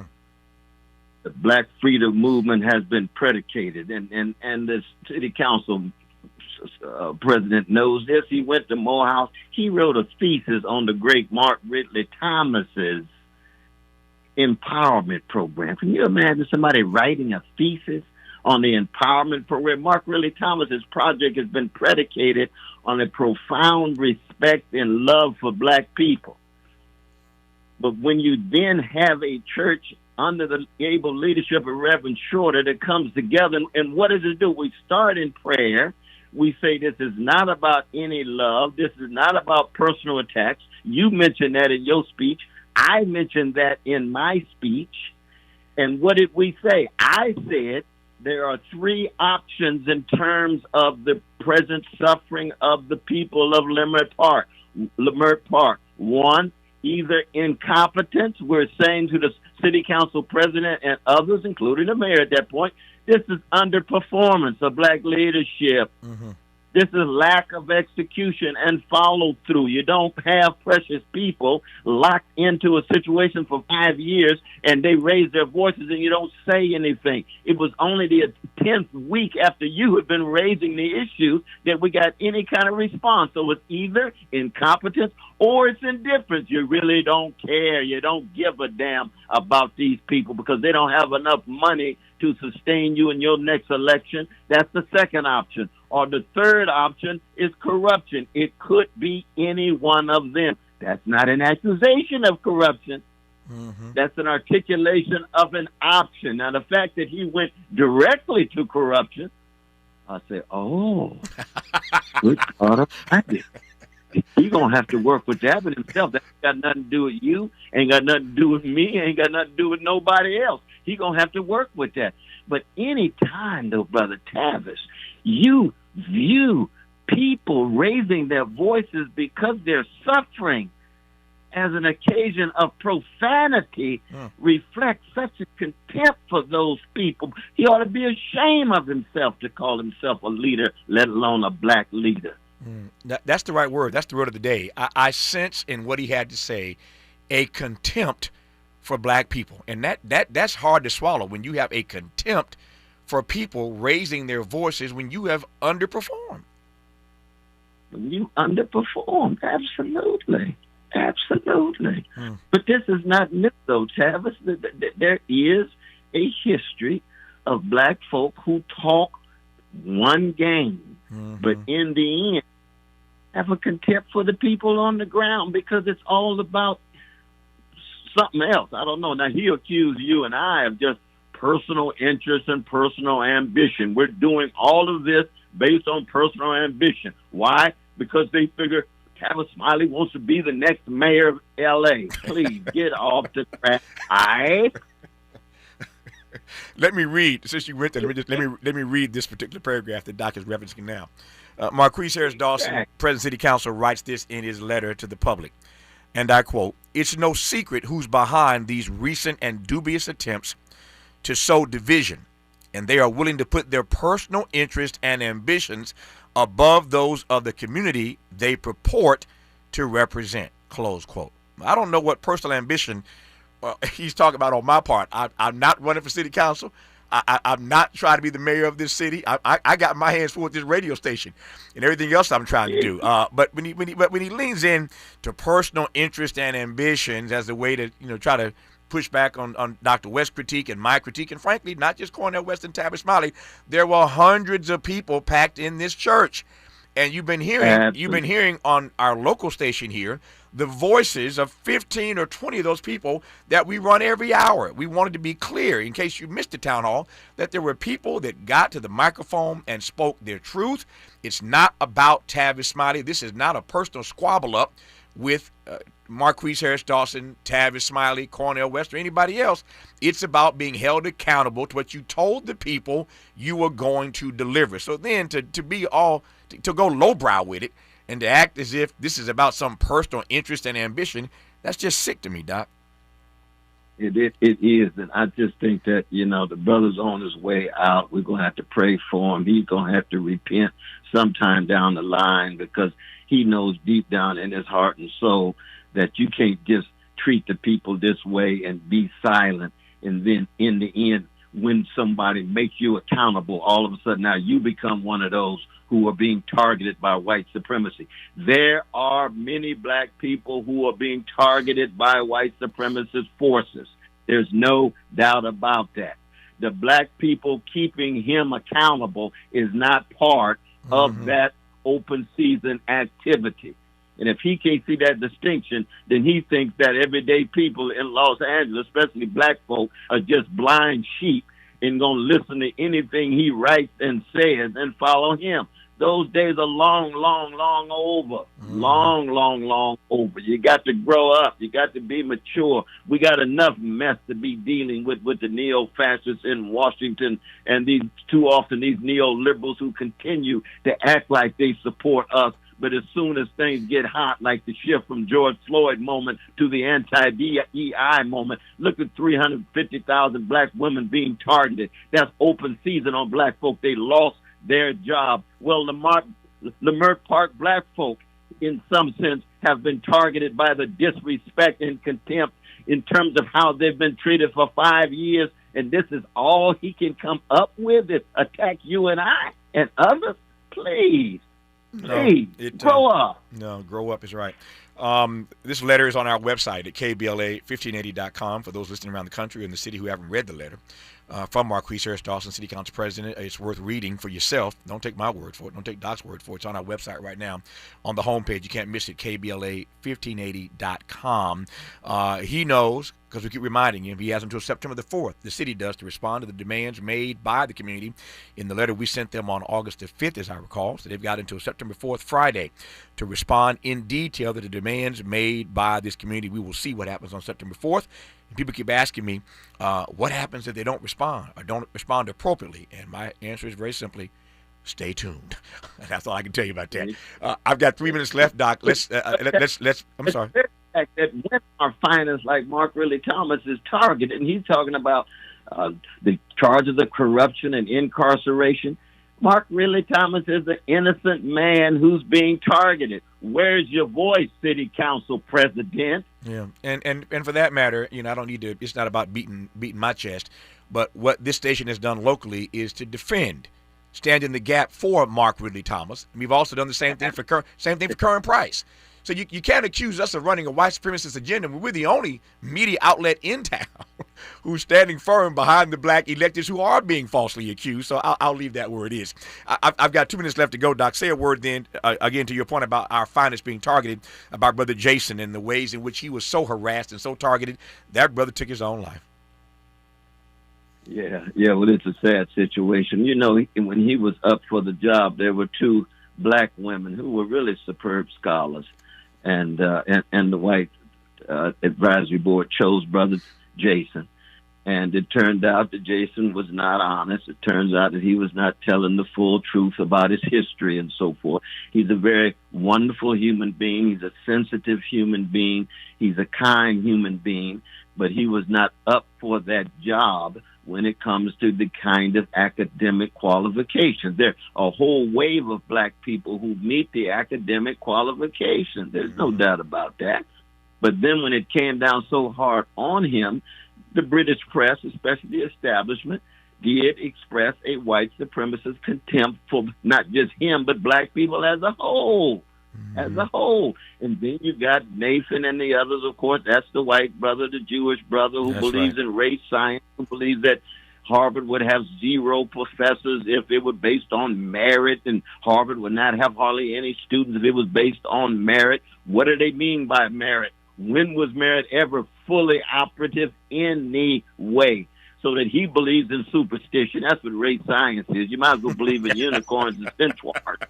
But he's professor of race science, so let him have his superstition. Yeah. He's the one who was responsible for exposing Jason, but Jason himself was open to this kind of exposure. We have black qualified academics who could teach at Cambridge, Oxford, any city college, any state college, any university across the board. Shoot, I begin with Maulana Karanga, my dear brother, who's been sitting out there doing magnificent work, too often overlooked, major voice. We got a whole lot of great black scholars out there. No, Jason Attie, of course, is now dead, and the news about Nathan Confess, who Dr. West just mentioned, who brought these allegations against Brother Jason, he has now been suspended by his university. So this thing ain't ended well for nobody. Jason is deceased, and the white brother Nathan Kovnas has now been suspended by his institution. So this story continues to develop, but our thoughts and prayers go to Brother Jason and his family. Dr. West, as always, you bring it every Monday and Thursday. I thank you for it. I love you, man. Thanks for your time. Love you, brother. Stay strong, man. More of Tavis Smiley when we come forward. In a world full of noise, one voice cuts through. Tavis Smiley has never backed down from the hard questions, never shied away from speaking truth to power and to the powerless, and he's not about to start now.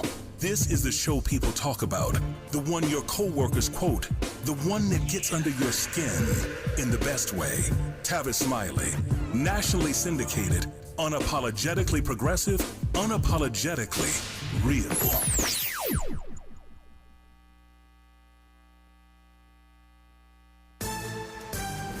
I'm Bree Wood with BIN News Now. Los Angeles Mayor Karen Bass and Councilwoman Nathia Rahman squared off in a heated debate over homelessness, public safety, and economic development. Here's Mayor Bass. I did the first tax credit when I was Speaker of the House. You were nowhere. As a matter of fact, I believe you have missed several thousand votes because you don't show up to work. The two mayoral rivals exchanged sharp criticism of each other's records. Mississippi lawmakers are considering a new funding model that would tie university funding to graduation rates. Members of the Legislative Black Caucus are urging caution, saying more data and input from HBCU leaders is needed to ensure historically black colleges aren't unfairly impacted. And Drake is expanding his live entertainment footprint with a new history venue in Ottawa. The music venue, created in partnership with Live Nation, follows the successful launch of the original history location in Toronto. Get BIN News Now on demand 24/7 on the iHeartRadio app. For victims of drunk and drug driving, our grief is unique. But you are not alone. You always have a place at MAD. Call our 24-hour victim helpline at 877-MAD-HELP or visit mad.org. This is the KBLA Sports Minute with Ray Richardson. The Dodgers have won 6 straight after sweeping Pittsburgh Sunday. 4 Dodgers pitchers combined to allow the Pirates only 2 hits and a 4-0 win. The Dodgers won their 80th game of the season. They are 1 game behind Milwaukee for the best record in Major League Baseball. The Dodgers are now 15-13 since hanging out with Trump at the White House on July 23rd. Things are beginning to look up for the Dodgers with 31 games left in the regular season. We are 16 days away from the start of the NFL regular season on Wednesday, September 9th. First time in NFL history, the league is playing its regular season opener on a Wednesday. New England is at Seattle to take on the defending Super Bowl champs. The Rams and San Francisco kick off their regular season on Friday, September 11th in Melbourne, Australia. First NFL regular season game down under. No debates, no speculation, just the info you need. That's your KBLA Sports Minute. I'm Ray Richardson on KBLA Talk 1580.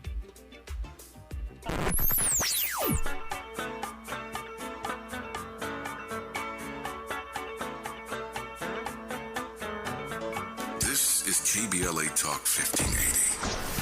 Talk radio that's music to your ears. We're unapologetically progressive. KBLA Talk 1580. Think It Up is an initiative to activate student-powered, teacher-led learning projects. Students and teachers, how can you spark great learning experiences in your classrooms today? Join at thinkitup.org. The more you listen to your kids, the closer you'll be. So we asked kids, what do you want your parents to hear? I feel sometimes that I'm not listened to. I would just want you to listen to me more often and evaluate situations with me and lead me towards success. We're not adults, so just be there and listen. I just want someone to yap to. And I just feel like I'll be fine if someone just hears me talk and talk and talk and talk and talk and talk and talk. You're doing a really good job. And I don't think I tell you that enough. And I know sometimes we get into it and it's just hard on both of us. But, try to understand me more and I'll try to do the same. Listening is a form of love. Find resources to help you support your kids and their emotional well-being at sounditouttogether.org. That's sounditouttogether.org. Brought to you by the Ad Council and Pivotal. brothers and sisters.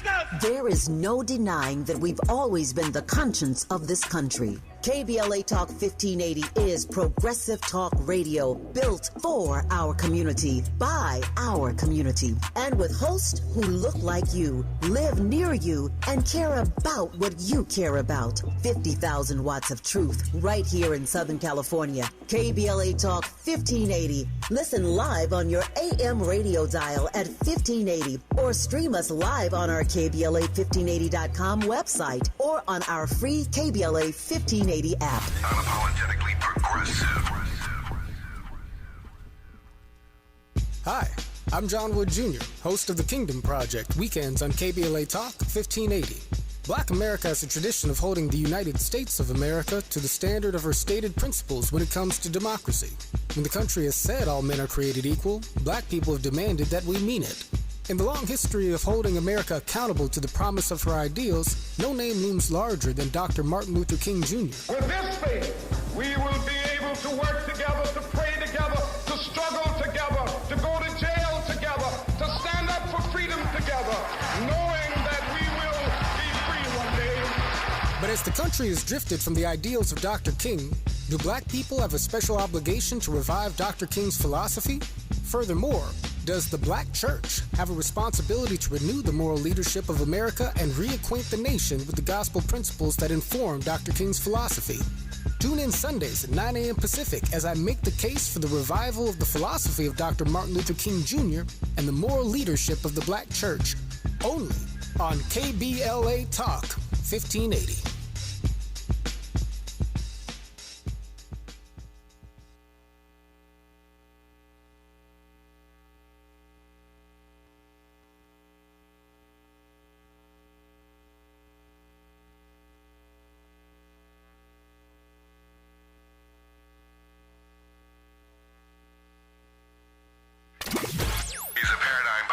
And the top-rated African-American talk show host in the nation, according to Talkers Magazine. You're tapped in with Tavis Smiley right now. You are indeed. We thank Dr. Cornel West for showing up as he does every Monday and Thursday, and not just showing up, but showing out. That Negro's like a samurai. He's surgical. Remember Denzel in Training Day? I'm surgical with this, you know what. Anyway, Doc is surgical, like a samurai, and but he comes with truth. He'll speak it to the powerful and the powerless. And clearly he's my friend. I can't deny that. He is my friend, and I'm grateful for his friendship and brotherhood. But the issues are the issues, and the truth is the truth. And so that's why I wanted to, in that dialogue with him, given that he went there, I wanted to read some excerpts from the letter written by Marquise Harris Dawson so that you could hear it for yourself. And again, as I mentioned to the audience here locally and nationally, that letter written by the city council president, which I find to be, again, insulting and gaslighting and Jedi mind trick, pick your metaphor. It's on our website. You can read it for yourself. And we are demanding today an apology from Marquise Harris Dawson. He just went too far. As I said, he lost his mind, ever-loving mind, but I digress for now. Dr. Quartelai-Quartey is my colleague here at my station in L.A. with his own program in drive time every weekday afternoon. A More Perfect Union, author of the book Kamala, The Motherland and Me, professor at Pepperdine, so many other things he does, but our White House correspondent, of course, in national affairs correspondent. He wears a lot of hats around here on his beautiful bald head. Quartelai, how are you today, sir?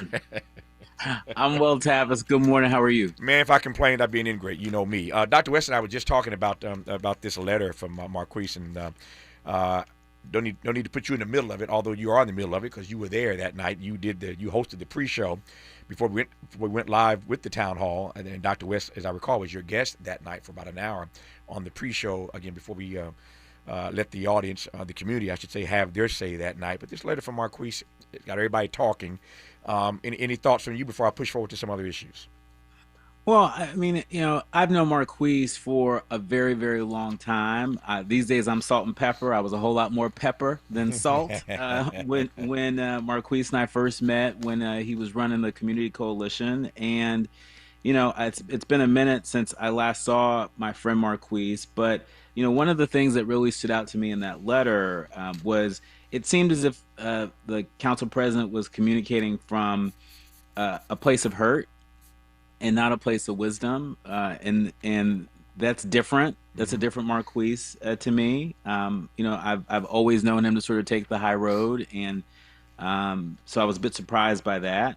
But make no mistake, whether we're talking about L.A., Washington, D.C., Chicago, so many cities across the country that have black leadership is being tested in this moment. That's right. And it's an open question, as to, whether or not folks are going to be able to sort of meet this moment based on, what the community is demanding.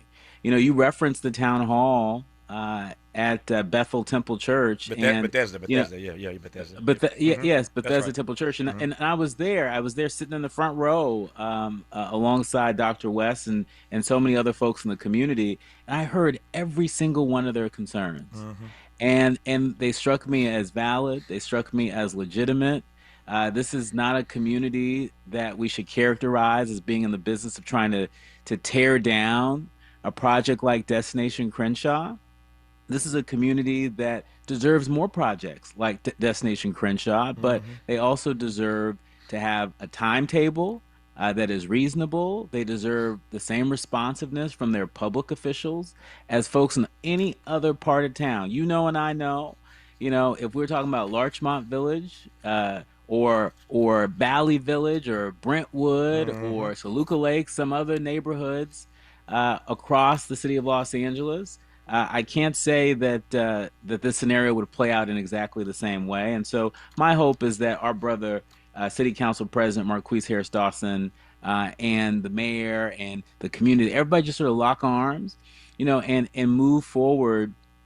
What a tremendous project this can be, but only when we work together. Well, enough said. I take your point. We will see how this all plays out. Again, September 4th is the deadline that we have given the city to respond to the demands made by the community. We'll see what those responses look like, and we will figure out how we track from there. And so it is what it is. In the meantime, though, I repeat, I think that Marquise Harris Dawson owes this community an apology for the harmful words that he wrote in that letter. We'll leave it there for now. I invited Dr. Quartelai on for a couple of reasons, not the least of which is the breaking news today about Galen Attie. She's a bad girl. She was on this program a couple times, as I recall, when she was summarily dismissed by the Washington Post, Jeff Bezos' Washington Post, for what you ask doing her job. Today, though, an arbitrator ordered the Washington Post to reinstate Galen Attie after she posted about, and these I'm quoting here now, white men who espouse hatred and violence, close quote, following Charlie Kirk's killing. That was her post. The folk at the Post didn't like her post, and so the Post fired her. But today, an arbitrator saves the day for Galen Attie. It is a victory, as I said earlier, for the right kind of Karen. And so I invited Quartelai-Quartey on it to talk about it. This is stunning. I mean, she has maintained all along that they did her wrong. That this was this firing was unnecessary and unfair and illegal. A private mediator, which she was entitled to, has agreed. The Post has said that they respect, if not agree, they respect the decision of the independent mediator, the independent arbitrator, and so it is what it is. But this sister fought back, and she's been very clear about the fact that this ought to be inspiring to every true journalist, that you stand in your truth. You stand in your truth. And in the end, Karen wins today. Quartelai, it's a major, major moment. A major moment indeed. As a black journalist, folks like Karen, this kind of Karen, really makes me proud. Proud to be a journalist. Proud to do the work of speaking truth to power. I want to remind the audience that after Charlie Kirk was shot and killed on September 10th, 2025, Galen Attie, she took to social media and she wrote, quotes, "Refusing to tear my clothes and smear ashes on my face in performative mourning for a white man that espoused violence is not the same as violence." She also posted, quotes, part of what keeps America so violent is the insistence that people perform care, empty goodness, and absolution for white men who espouse hatred and violence. Not only was she doing her work as a journalist, more broadly, she was exercising our First Amendment right. A First Amendment right that has been under enormous attack, not just Karen, but Don Lemon, and Georgia Fort, and too many more to name. And so, this is a rare victory, but it's an important victory, particularly at this juncture in our history. Tavis, one thing that the Trump administration tries so desperately to do is to create this environment of inevitability, this idea that, no matter how hard you try, how hard you fight back, that, the Trump administration is going to have their way. That the thinking, this white supremacy ideology that has really sort of swept up too many organizations, too many industries, that we just have to give into it. And the Karens remind us that we don't, that we can still hold it to account. We can still speak truth to power.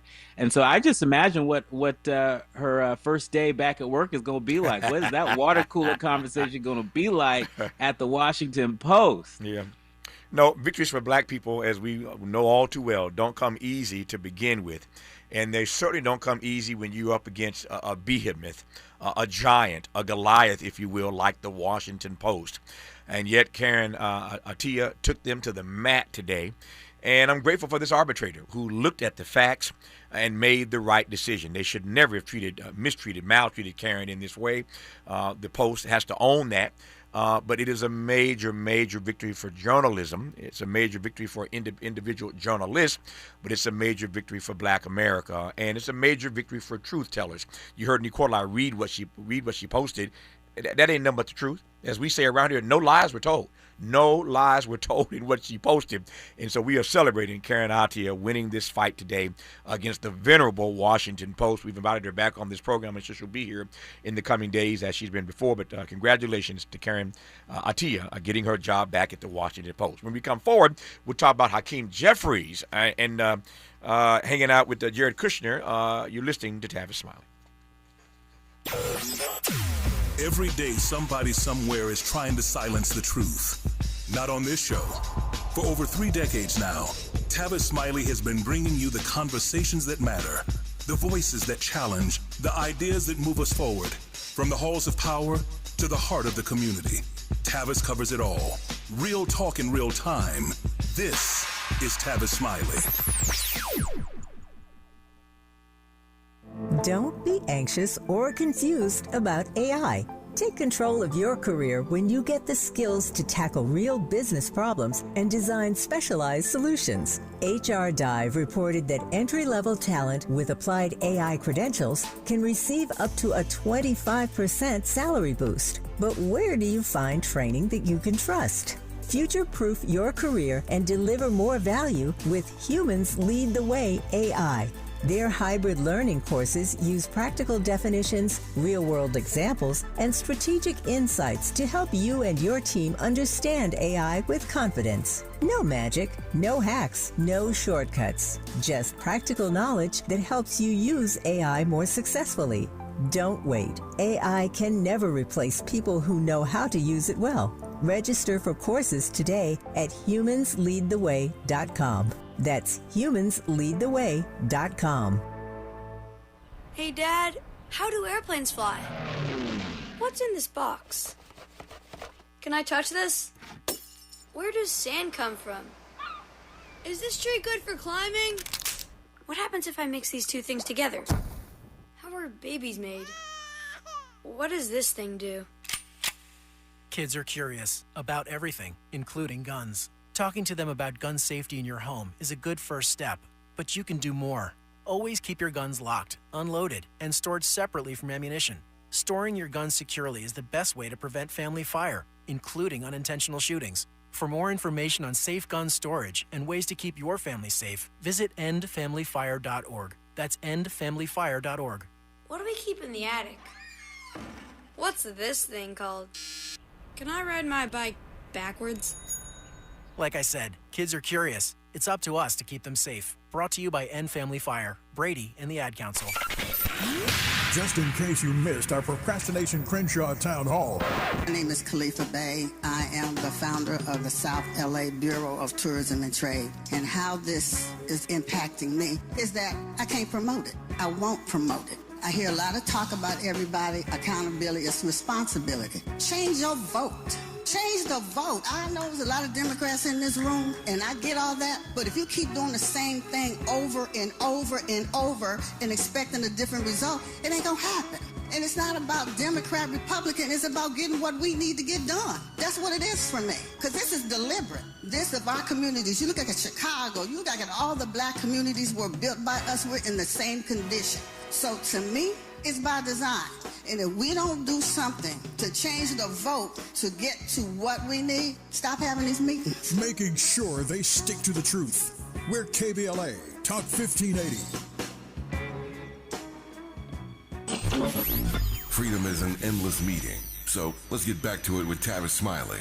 Tavis Smiley, Quartelai-Quartey. Sometimes, Quartelai, I wonder whether or not meetings that are private ought to be on politicians' public schedule, because when it's a private meeting and you can't hide nothing these days, it's going to get out. And when it does get out that you met privately, it raises all kind of questions about motives, as opposed to just putting it on your public schedule. You're meeting with Jared Kushner. Again, I'm not naive about this, but now all this stuff is swirling around Hakeem about meeting privately with Jared Kushner. Yeah, I mean, look, Tavis, there is so much that happens off the record all the time.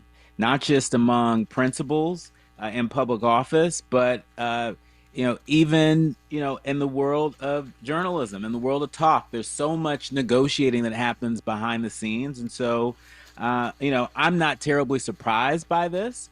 I think it does, though, reveal a tightrope that I think Democrats in leadership and Democrats who are vying for leadership have to walk. Your base has got to be able to trust that if you're going to meet with a Jared Kushner off the record, that you're not going to end up capitulating to Jared Kushner on the record, right? And that's right now an open question for Hakeem Jeffries, which should Democrats take control of the House, many people speculate he's going to become the next speaker. And so what kind of speaker will he become? Will he become the type of speaker that is respected by everyone in his caucus? Is he going to be somebody who is feared by special interests that had been on the opposing side of where he has stood in recent years? Still so many questions about some of the special interests that have supported Leader Jeffries, particularly when you talk about his relationship with AIPAC, for example, which caused a number of folks on these internet streets to attempt to brand him as AIPAC Shakur because of his rapping skills and his relationship with that particular interest group. And so, it's another signal that trust is very fragile right now. And it doesn't take much to cause the base to scrutinize even off-the-record meetings like this. Our remaining moments with Quartelai-Quartey when we come forward on Tavis Smiley. Who's sitting across from Tavis this week? Leaders, legends, game changers. The people shaping the country and the culture. They come to Tavis Smiley because this is where the real conversations happen. No spin, no fluff, just straight talk and straight answers. Tavis Smiley, because the Kingian question, where do we go from here, starts right here.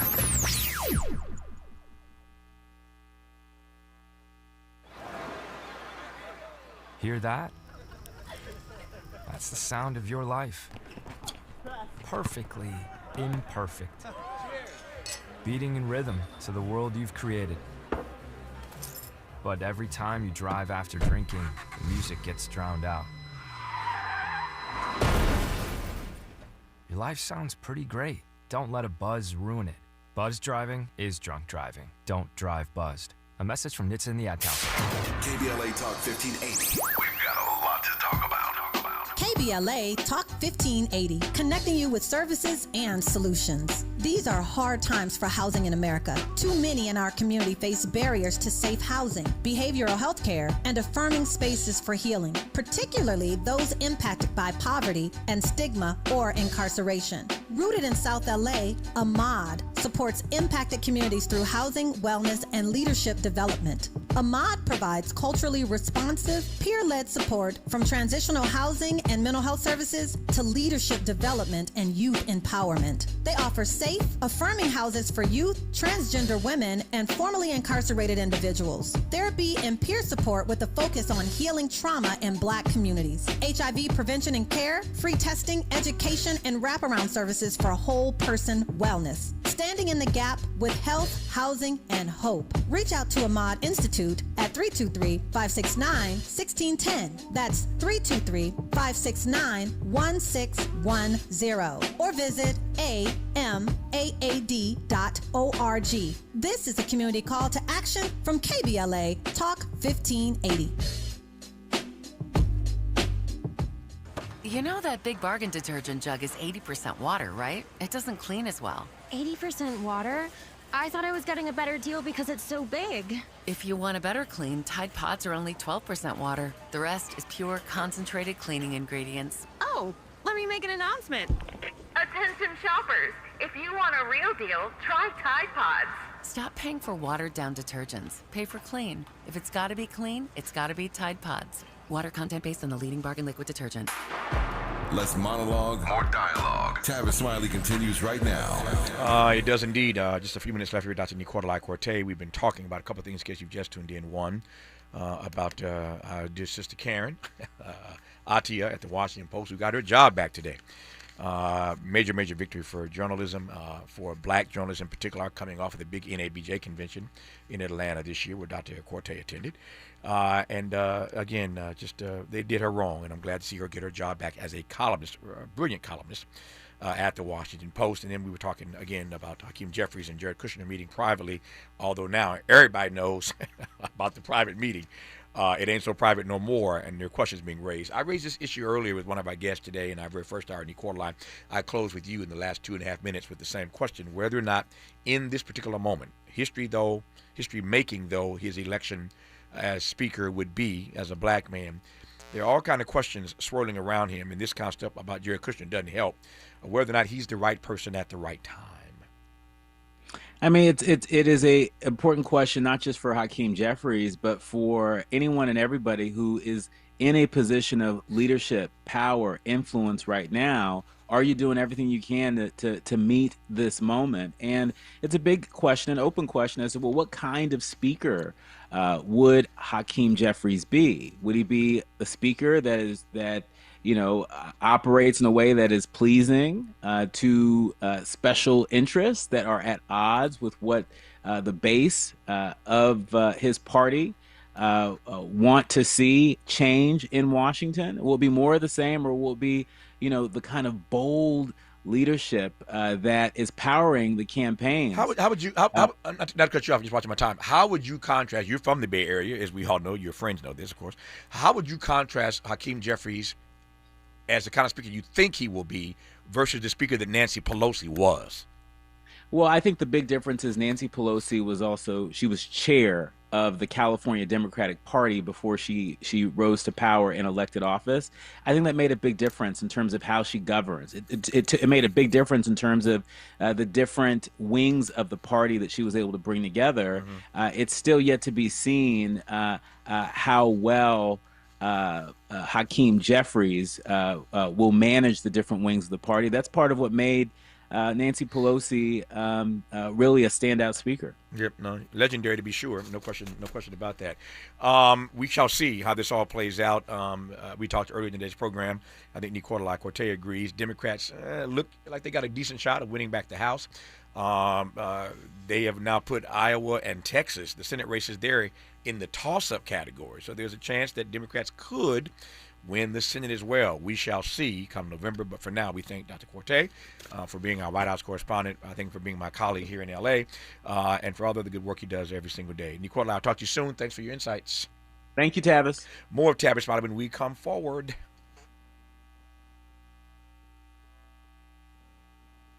KBLA 1580 Santa Monica. I'm Bree Wood with BIN News Now. Los Angeles Mayor Karen Bass and Councilwoman Nathia Rahman squared off in a heated debate over homelessness, public safety, and economic development. Here's Mayor Bass. I did the first tax credit when I was Speaker of the House. You were nowhere. As a matter of fact, I believe you have missed several thousand votes because you don't show up to work. The two mayoral rivals exchanged sharp criticism of each other's records. Mississippi lawmakers are considering a new funding model that would tie university funding to graduation rates. Members of the Legislative Black Caucus are urging caution, saying more data and input from HBCU leaders is needed to ensure historically black colleges aren't unfairly impacted. And Drake is expanding his live entertainment footprint with a new history venue in Ottawa. The music venue, created in partnership with Live Nation, follows the successful launch of the original history location in Toronto. Get BIN News Now on demand 24/7 on the iHeartRadio app. For victims of drunk and drug driving, our grief is unique. But you are not alone. You always have a place at MAD. Call our 24-hour victim helpline at 877-MAD-HELP or visit mad.org. This is the KBLA Sports Minute with Ray Richardson. The Dodgers have won 6 straight after sweeping Pittsburgh Sunday. 4 Dodgers pitchers combined to allow the Pirates only 2 hits and a 4-0 win. The Dodgers won their 80th game of the season. They are 1 game behind Milwaukee for the best record in Major League Baseball. The Dodgers are now 15-13 since hanging out with Trump at the White House on July 23rd. Things are beginning to look up for the Dodgers with 31 games left in the regular season. We are 16 days away from the start of the NFL regular season on Wednesday, September 9th. First time in NFL history, the league is playing its regular season opener on a Wednesday. New England is at Seattle to take on the defending Super Bowl champs. The Rams and San Francisco kick off their regular season on Friday, September 11th in Melbourne, Australia. First NFL regular season game down under. No debates, no speculation, just the info you need. That's your KBLA Sports Minute. I'm Ray Richardson on KBLA Talk 1580. All I need is one mic. With a KBLA Talk 1580 editorial, I'm Tavis Smiley. Culture in my lifetime has been as impactful, if not more impactful, than politics or law or any other pursuit or business. You know, I like to say culture is undefeated. Culture is undefeated. That's what Council President Marquise Harris Dawson says, and you know what? He's right. Culture is undefeated. But here's the problem. You don't get to celebrate the culture while ignoring the people who created it. And that's where this procrastination Crenshaw conversation gets real. As you know, the community sent a formal letter to Harris Dawson. We're still waiting for an official response from the city. The deadline is Friday, September 4th. But in the interim, Harris Dawson penned an open letter to the community. Okay, that's fine, but responding is not the same as answering. That said, let's not confuse fixing the parking, repairing the street lights, and repaving streets and sidewalks with finishing Destination Crenshaw. The community was promised a transformational project. So, where is it? When is this thing going to be finished? The council president says the project is being delivered on a timeline. What timeline? That's not an unreasonable question, and that's not an attack. It's not division. That is accountability. And then there's the business interruption money. So in his letter, Harris Dawson says that more than $1 million went to Doolin's on Crenshaw, and additional assistance went to a few other individuals. Oh, really? Who received the money? How much money? And who didn't? I can assure you a whole lot of folk didn't get that money. How do I know? I'm getting the phone calls. You see, transparency should not scare anybody. That's how accountability works, and that's why in our letter, we ask for an audit. But instead, what do we get? A discussion about Tavis Smiley, the pastor, the parishioners, the business owners, the people asking the questions, their motives, their ambitions, their character. Well, let me tell you something. When you can't answer the questions, attacking, insulting, and gaslighting the persons asking the questions doesn't make the questions disappear. It just makes people ask why you won't answer it. Let me be clear. We don't want to fight with the council president. We want the project finished because the people of Crenshaw are not on the sidelines, Mr. President. They are Crenshaw. And if culture really is undefeated, then respect the culture, respect the people, respect the businesses, and most importantly, respect the questions. Now, answer them. The Crenshaw Corridor community is still waiting, and September 4th is fast approaching. With a KBLA Talk 1580 editorial, I'm Tavis Smiley. As always, we welcome your feedback. Just talking louder and saying nothing, and saying nothing.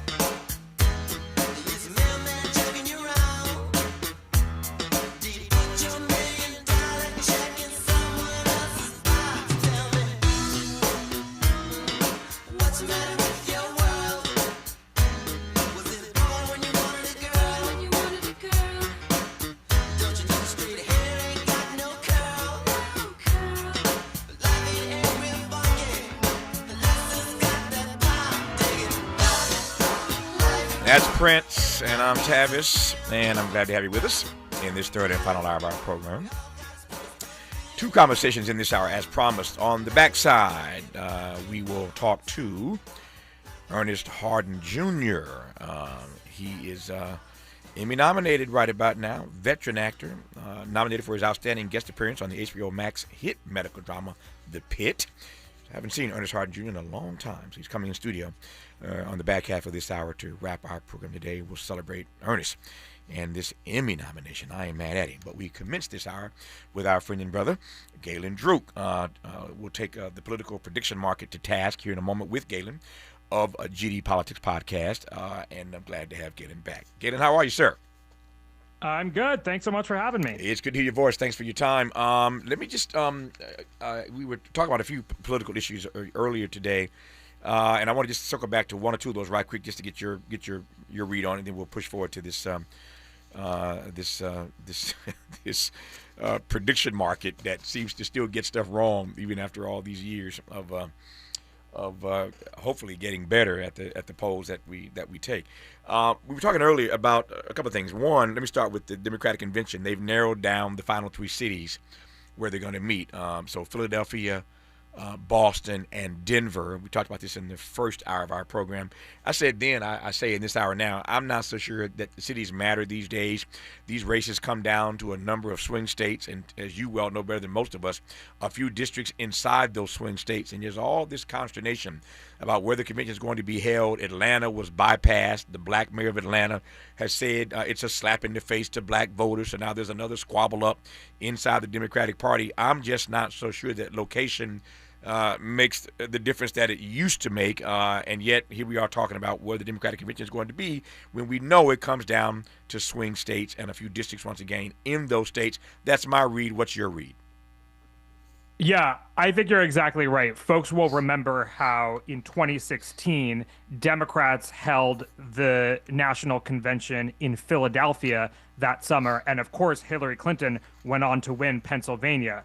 Oh, wait, sorry, she lost Pennsylvania. So, yeah, you're right. Where these conventions are ultimately held don't matter. I mean, I'm not even sure how much the convention itself really moves voters. In the middle of the summer, the people who are going to be paying attention to political content like this are probably going to be people who pay so much attention to politics that they already have a good sense of who they're going to vote for, right? Like your marginal swing voter who doesn't pay that much attention to politics and doesn't have a strong opinion on, you know, a public option for healthcare or what to do on immigration. That kind of person is probably not tuning into a whole bunch of political speeches in the middle of the summer. They're at the beach, they're taking care of their kids, they're visiting their family. So I think that these can be like fun set pieces and the media gets really excited and the party gets really excited. If anything, what these help do, I mean, you mentioned Denver, and folks might remember that in 2008, the National Democratic Convention was in Denver. Yep. And it was a really big moment for Barack Obama becoming the first black nominee of the party. And there was a lot of excitement around him. And so I think if you do have a candidate who achieves something of the celebrity status that Barack Obama did in 2008, it can help drive enthusiasm and excitement, and it maybe helps sets the tone narratively in the media, and then that sprinkles or trickles down to the voters. But I think the convention itself, you'd be hard-pressed to say, oh, you know, Donald Trump had a really good convention in 2024 in Milwaukee, and that's why he ended up winning the 2024 presidential election. I don't think anybody would claim that. We'll pick up on Galen's phraseology when we come forward here of setting the tone in the media. I wonder if he thinks that Donald Trump's convention, the first time ever Republicans have held a midterm convention, as I mentioned earlier, they've chosen Dallas. Speaking of site locations, they've chosen Dallas, September 9th and 10th. It is still, not dead of summer. Once you get past Labor Day, things start to, quiet down a little bit.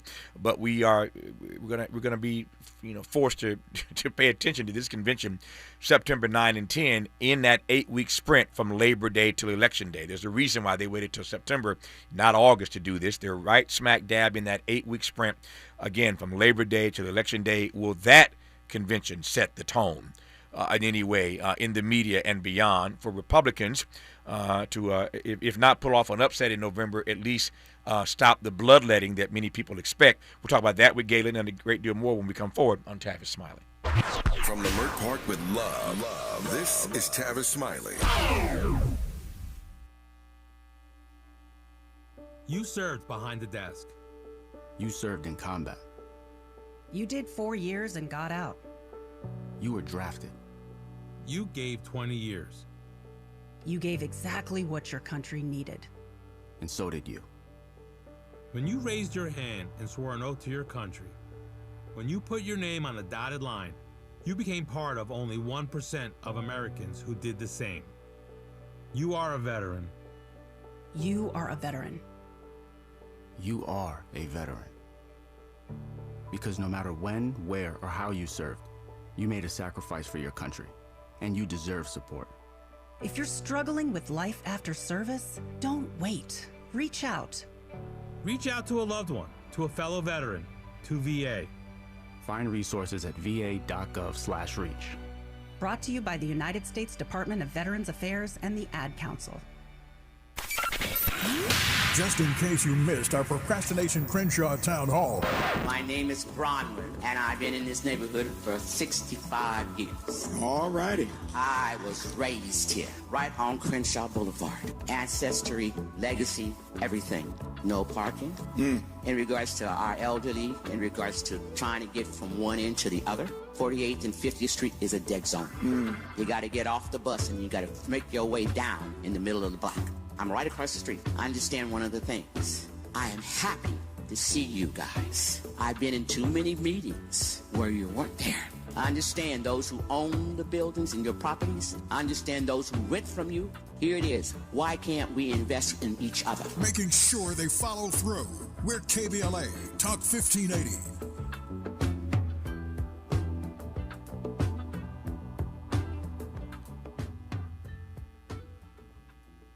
Hi, I'm John Wood Jr., host of the Kingdom Project, weekends on KBLA Talk 1580.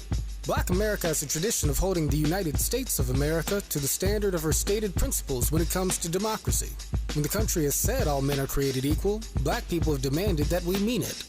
In the long history of holding America accountable to the promise of her ideals, no name looms larger than Dr. Martin Luther King Jr.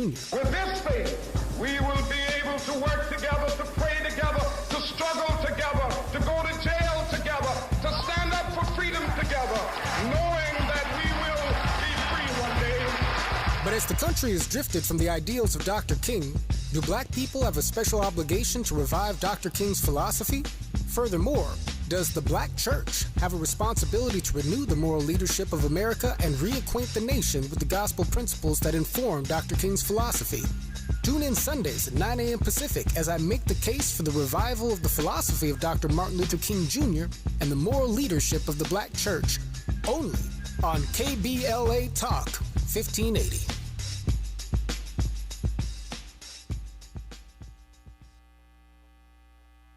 More honesty than you can handle. More empowerment than you can imagine. You're tuned in to Tavis Smiley. Tavis Smiley and Galen Druke, one of the best in the business, the political business. He is the host of the nonpartisan podcast, GD Politics, and always pleased to be in conversation with him. We were talking a moment ago about the Democratic Convention. Democrats have now narrowed their list down to 3 cities.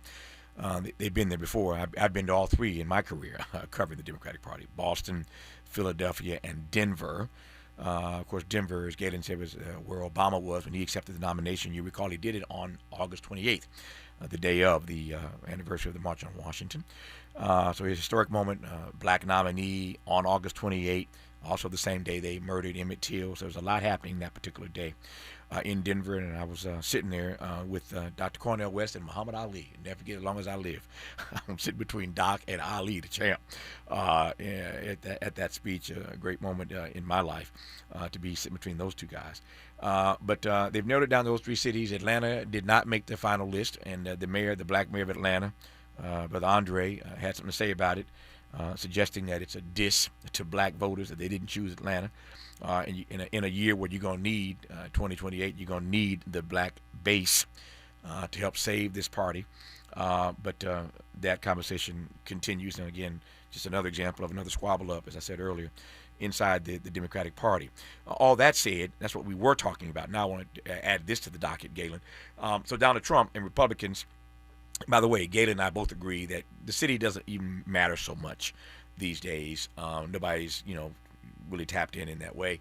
And as I said earlier, and I think Galen agrees, that these races at the national level come down to a handful of swing states, a handful of districts in those swing states. So wherever you are, doesn't really make a difference. And Galen had the best joke of the day, best line of the day about Hillary Clinton in Philadelphia. They went to Philadelphia for her convention where she got the nomination, and she went on to lose the state of Pennsylvania. So does it really matter? Who knows? But Donald Trump has decided that they're going to do something they've never done before, Republicans that is, meeting in Dallas, Texas, September 9 and 10 in smack dab, or I shouldn't say smack dab, at the outset, really, of that 8-week sprint from Labor Day to the Election Day. They're going to Texas. Democrats have not responded in kind with a midterm convention that I am aware of, Galen. But it does mean that for a couple of days, not that he doesn't dominate the news every day anyway, but for a couple of days, their party, their platform, their issues will be dominating the news. Is it going to rally the base? Will it make a difference?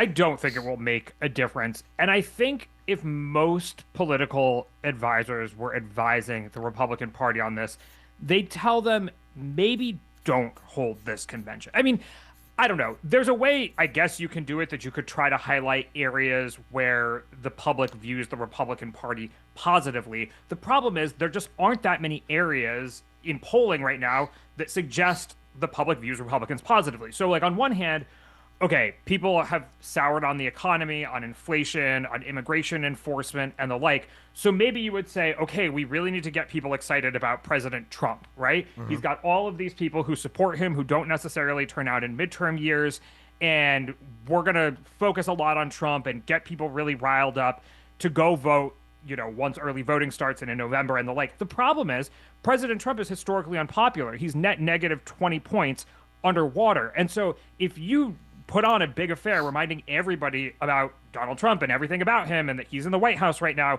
I mean, you may get a few extra Republican voters to turn out who might otherwise have stayed home because they're really only in the party for Trump. But at the same time, you're probably going to activate a bunch of either independents or Democrats who don't like the president. And there are far more Americans who don't like the president than like the president.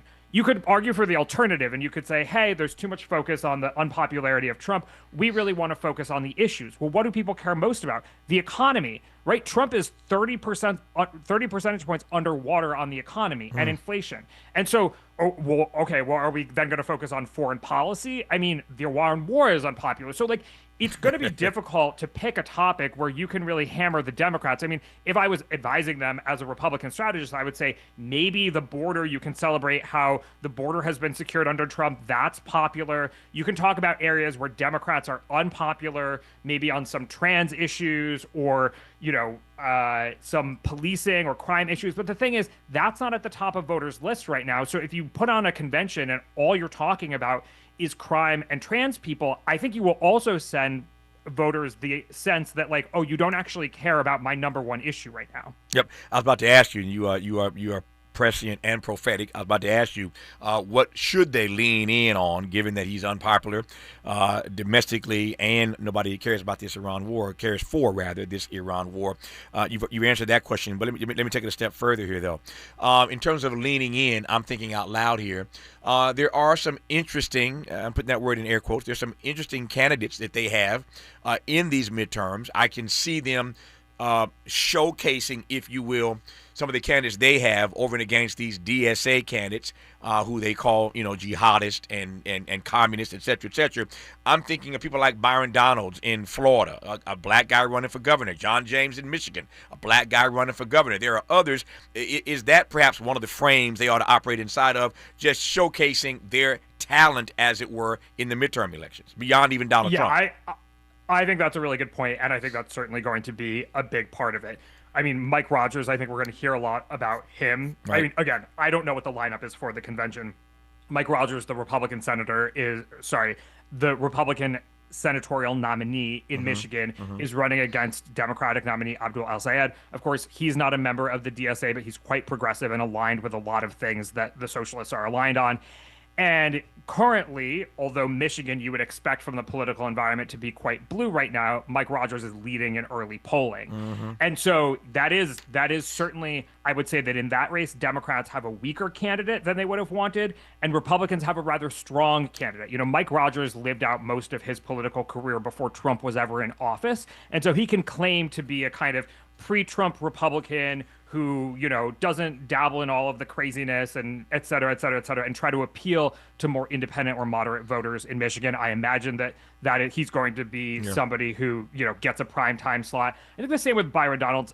Again, I don't think they would focus too much on Florida because I don't think Republicans really fear Democrats in the state of Florida anymore. But certainly, I mean, Texas will be an interesting one, right? Because the convention is going to be in Dallas. They're going to be facing off against James Tallarico, the Democrat, at the top of the ballot, but they don't have a particularly strong Republican candidate in that Senate race. And so, who are they going to put forward? That maybe Greg Abbott, the governor, who is perhaps a bit more popular and expected to win his race, even if James Tallarico were to win. And so if you go state by state, I think they really will be trying to, I mean, Susan Collins is certainly somebody that they'll be trying to highlight to try to give people the sense, you're right, that, the party is not extreme. The party is not just Donald Trump. The party is these other people as well. And then at the same time, try to remind folks, hey, the Democrats are the crazy ones, they're the extremists, et cetera, et cetera. No, I think the agenda, if I'm running the convention, I'm not, and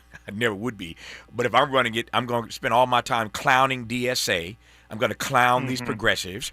I'm going to remind you that they're taking America down a rabbit hole in a direction that we really don't want to go, that they're out of step and out of touch with your values, et cetera, et cetera. And to your point about Texas, I just read today a couple of different prognosticators have put Iowa and Texas now, those races, the Senate races, in the toss-up category. So to your point about Tallarico, he has a shot in Texas. And so they obviously are in Dallas for this convention. They need to shore up whatever chances they're going to have to win this race, the Senate race in Texas, that is. But again, Iowa and Texas, I was reading today, a couple of folks have now put in the sort of toss-up category. But I'd spend my time clowning the DSA and advancing and promoting, rather, the candidates that we have that I think are more in touch with the ethics and values of the typical American voter. All that said, to what extent, to your mind, is Trump the ticket? Or put another way, is Trump still on the ticket, even though we know he's not literally on the ticket?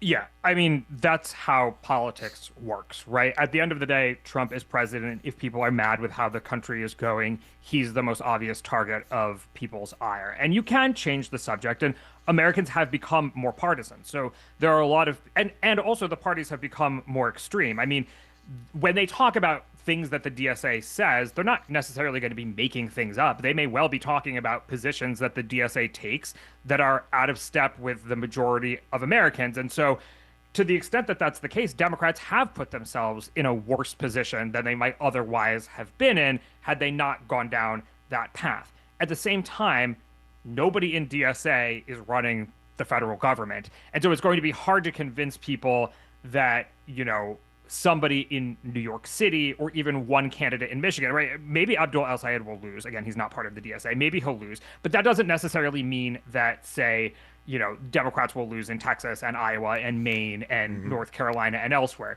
A real sort of important piece for Democrats this cycle is differentiating themselves from the National Democratic Party. Like, if you look at the popularity of the Republican Party and Democratic Party right now, Democrats are still a little bit less popular than the Republican Party. So I don't think anybody who wants to win a competitive election is trying to cast their lot with the Democratic Party. They're trying to say, I'm an independent thinker. I go against my party when it suits the state, that kind of thing. And so, I think both Democrats and Republicans in competitive states are going to be running against their own party and their own leadership, right? You've even seen this with Steve Hilton in California, who said, you can hate Trump and still vote for me. I mean, he's not going to win the gubernatorial race in California, but that's the kind of message that Republicans in difficult races are going to want to send, which is, even if you're frustrated with the current president, you can vote for me. By the same token, Democrats will be saying, even if you're frustrated with the Democratic Party, I am still going to be looking out for your best interests, Democratic voters in Iowa. We're doing a big event here in L.A. For those in L.A. have already hearing in California, I should say, are hearing about it. A big event here in L.A. on October 3rd, featuring all the candidates running for statewide office, the governor on down. Steve Hilton, aforementioned by Galen Druke, will be there, as will Javier Becerra and all the others running for statewide office, including, I should say, in addition to that, we'll have the mayoral candidates here in L.A., Karen Bass, Nithya Raman, the sheriff's candidates here in L.A., Villanueva and Luna, the city attorney candidates here in L.A., Roy and McKinney. Everybody joining us on October 3rd for our big event. Check out any of our socials to read more about this all-day event that we're going to be broadcasting live on this radio station, live streaming, and I'm pleased to announce that C-SPAN is tapping in as well to cover this gathering on that day. Going to be a huge day, October 3rd, for our California Voices Town Hall and ballot forum. Again, read more about it online. You don't want to miss that. Going to be a great day here in California, sort of a political lollapalooza all day long from 8 a.m. to 5 p.m. I've got 3 minutes left, Galen. Let me yield the balance of my time, as they say in D.C., to you. What's up with these fake polls that are rocking races, including the mayor's race here in L.A., and the prediction market got it wrong in a few places this time around? Talk to me about the prediction market, if you will, in the 3 minutes I have left. Yeah, so the bad news is somebody put out a fake poll. The good news is that they were caught, and that most of the folks who aggregate the polls, who create polling averages, never included the fake pollsters anyway, because they go through a rigorous process of vetting any pollster that they're going to put into the average. So they ask them who's behind the poll, what kind of methodology are they using, and the like. So I think that's important to say. The prediction markets are they're supposed to be the wisdom of the crowds, and so they're only as wise as the crowds. And most people a couple things happened where there was really big polling error in Michigan and Wisconsin. And also, I think most people don't realize how uncertain those polls can be. So just as an example, the polls got it pretty wrong, and there are technical reasons why that happened. They were undersampling older voters and voters of color within the Democratic Party because so many pollsters have leaned into online polls and text messaging polls, which makes it harder to reach older people. It makes it harder to reach rural people. It makes it harder to reach, people who don't just have a bunch of time in the middle of the day to be answering online polls, essentially. And so that's a problem that pollsters are going to have to figure out. But the average error in a statewide primary is 12 points. And that's the exact error that happened in Michigan. So while the pollsters did mess up, it's important to keep in mind, and I'm talking about primaries here, not general elections. Primaries are the most uncertain kind of race you can poll because folks can change their mind pretty easily. To go to one candidate to the other, you're switching from one Democrat to another Democrat. That's an easier change to make than to go from a Republican to a Democrat or vice versa, which is what happens in the general election. So I would say, in order to avoid, being tricked by these things, pay close attention to what kind of race is being polled. And remember, the polls have always, this is not new, have always been prone to error, and some polls in some races are more prone than others. Galen Druke's one of the best at this, and that's why we keep him on speed dial and get him on as often as we can. We'll talk to him a few more times, I hope and suspect, between now and Election Day, November 3rd. He is host of the nonpartisan podcast, GD Politics. Always grateful to have you on the program, Galen. Appreciate your insights, man. Enjoy the rest of your day. Thanks for having me. More of Tavis Smiley when we come forward. Helping to stretch your moral and political imagination. This is Tavis Smiley.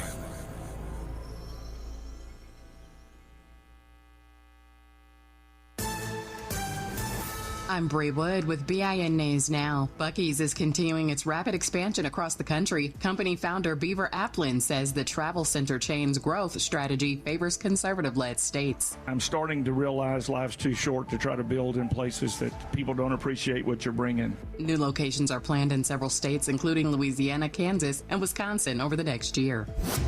The family of Alyssa Goods says the missing New York grandmother has been found dead in Las Vegas. Police say surveillance video showed the black 63-year-old falling down an embankment near the airport and collapsing in an area hidden from view. Authorities say there are no immediate signs of foul play.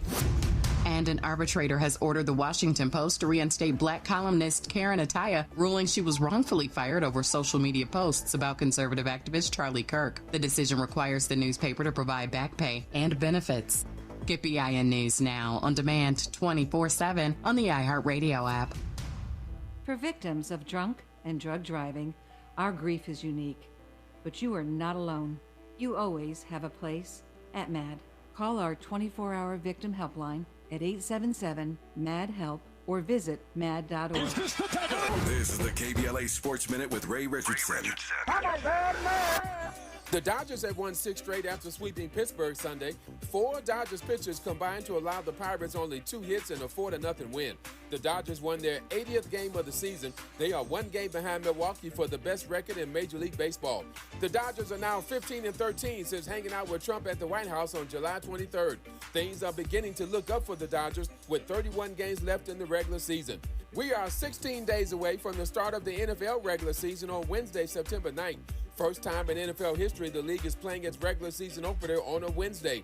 New England is at Seattle to take on the defending Super Bowl champs. The Rams and San Francisco kick off their regular season on Friday, September 11th in Melbourne, Australia. First NFL regular season game down under. No debates, no speculation, just the info you need. That's your KBLA Sports Minute. I'm Ray Richardson on KBLA Talk 1580. We've got a lot to talk about.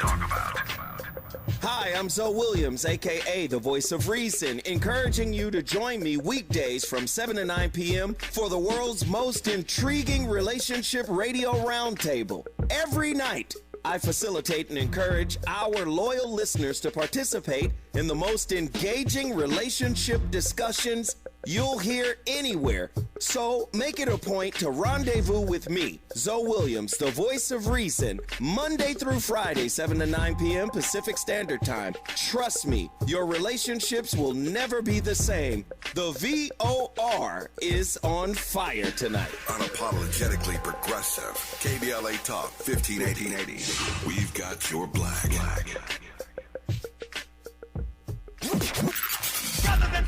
In a world full of noise, one station keeps it real. KBLA Talk 1580, where the conversation goes deeper, the voices sound like yours, and the issues that matter most to our community take center stage. Progressive, powerful, unapologetically us. Whether you're driving through the city or tuning in from your home or office, join the public square. KBLA Talk 1580, your home for talk that enlightens, encourages, and empowers. Listen live on our free KBLA 1580 app, on our website at KBLA1580.com, or on your radio dial at 1580 AM. Unapologetically progressive.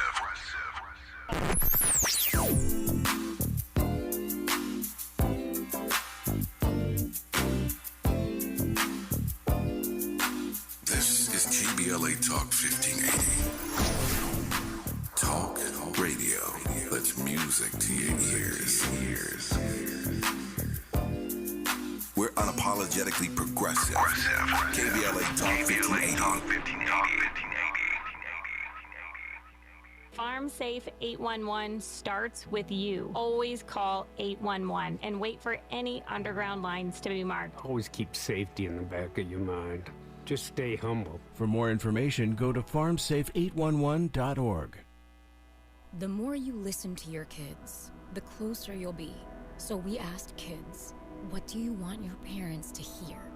I feel sometimes that I'm not listened to. I would just want you to listen to me more often and evaluate situations with me and lead me towards success.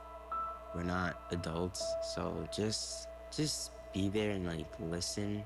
I just want someone to yap to. And I just feel like I'll be fine like if someone just hears me talk and talk and talk and talk and talk and talk and talk. You're doing a really good job. And I don't think I tell you that enough. And I know sometimes we get into it and it's just hard on both of us.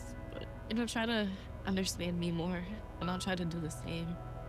Listening is a form of love.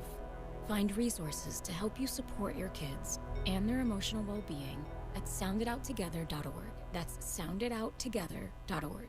Brought to you by the Ad Council and Pivotal. Don't be anxious or confused about AI. Take control of your career when you get the skills to tackle real business problems and design specialized solutions. HR Dive reported that entry-level talent with applied AI credentials can receive up to a 25% salary boost. But where do you find training that you can trust? Future-proof your career and deliver more value with Humans Lead the Way AI. Their hybrid learning courses use practical definitions, real-world examples, and strategic insights to help you and your team understand AI with confidence.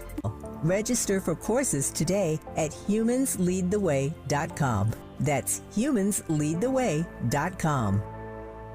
What's good, KBLA delegation? I am Miles Lowe, and I'm excited to be joining the weekend lineup right here on KBLA Talk 1580. Join me every Saturday at 12 noon for the Do Better Show, where we get into the world of tech, AI, the creator economy, navigating your mental health through it all, and have conversations with founders to find out how real people are making real money right now. It's not a course, not a subscription. Classes in session every weekend, live on the air. So if you knew better, you do better, right? So let's make a better you. The Do Better Show, every Saturday, 12 noon, and replaying again at 7 p.m. right here on Unapologetically Progressive KBLA Talk 1580. We got a lot to talk. Helping to make you the most knowledgeable person in your circle of friends. This is Tavis Smiley.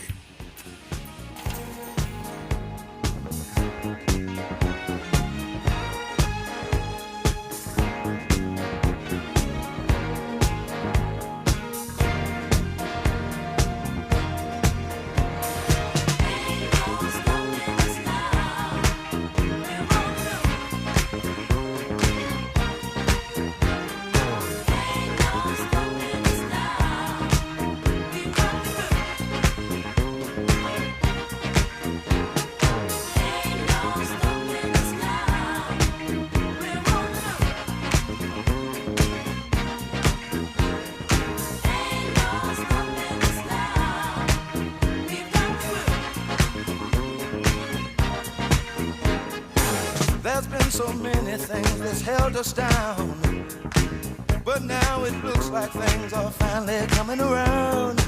I know we've got a long, long way to go, and where we'll end up, I don't know.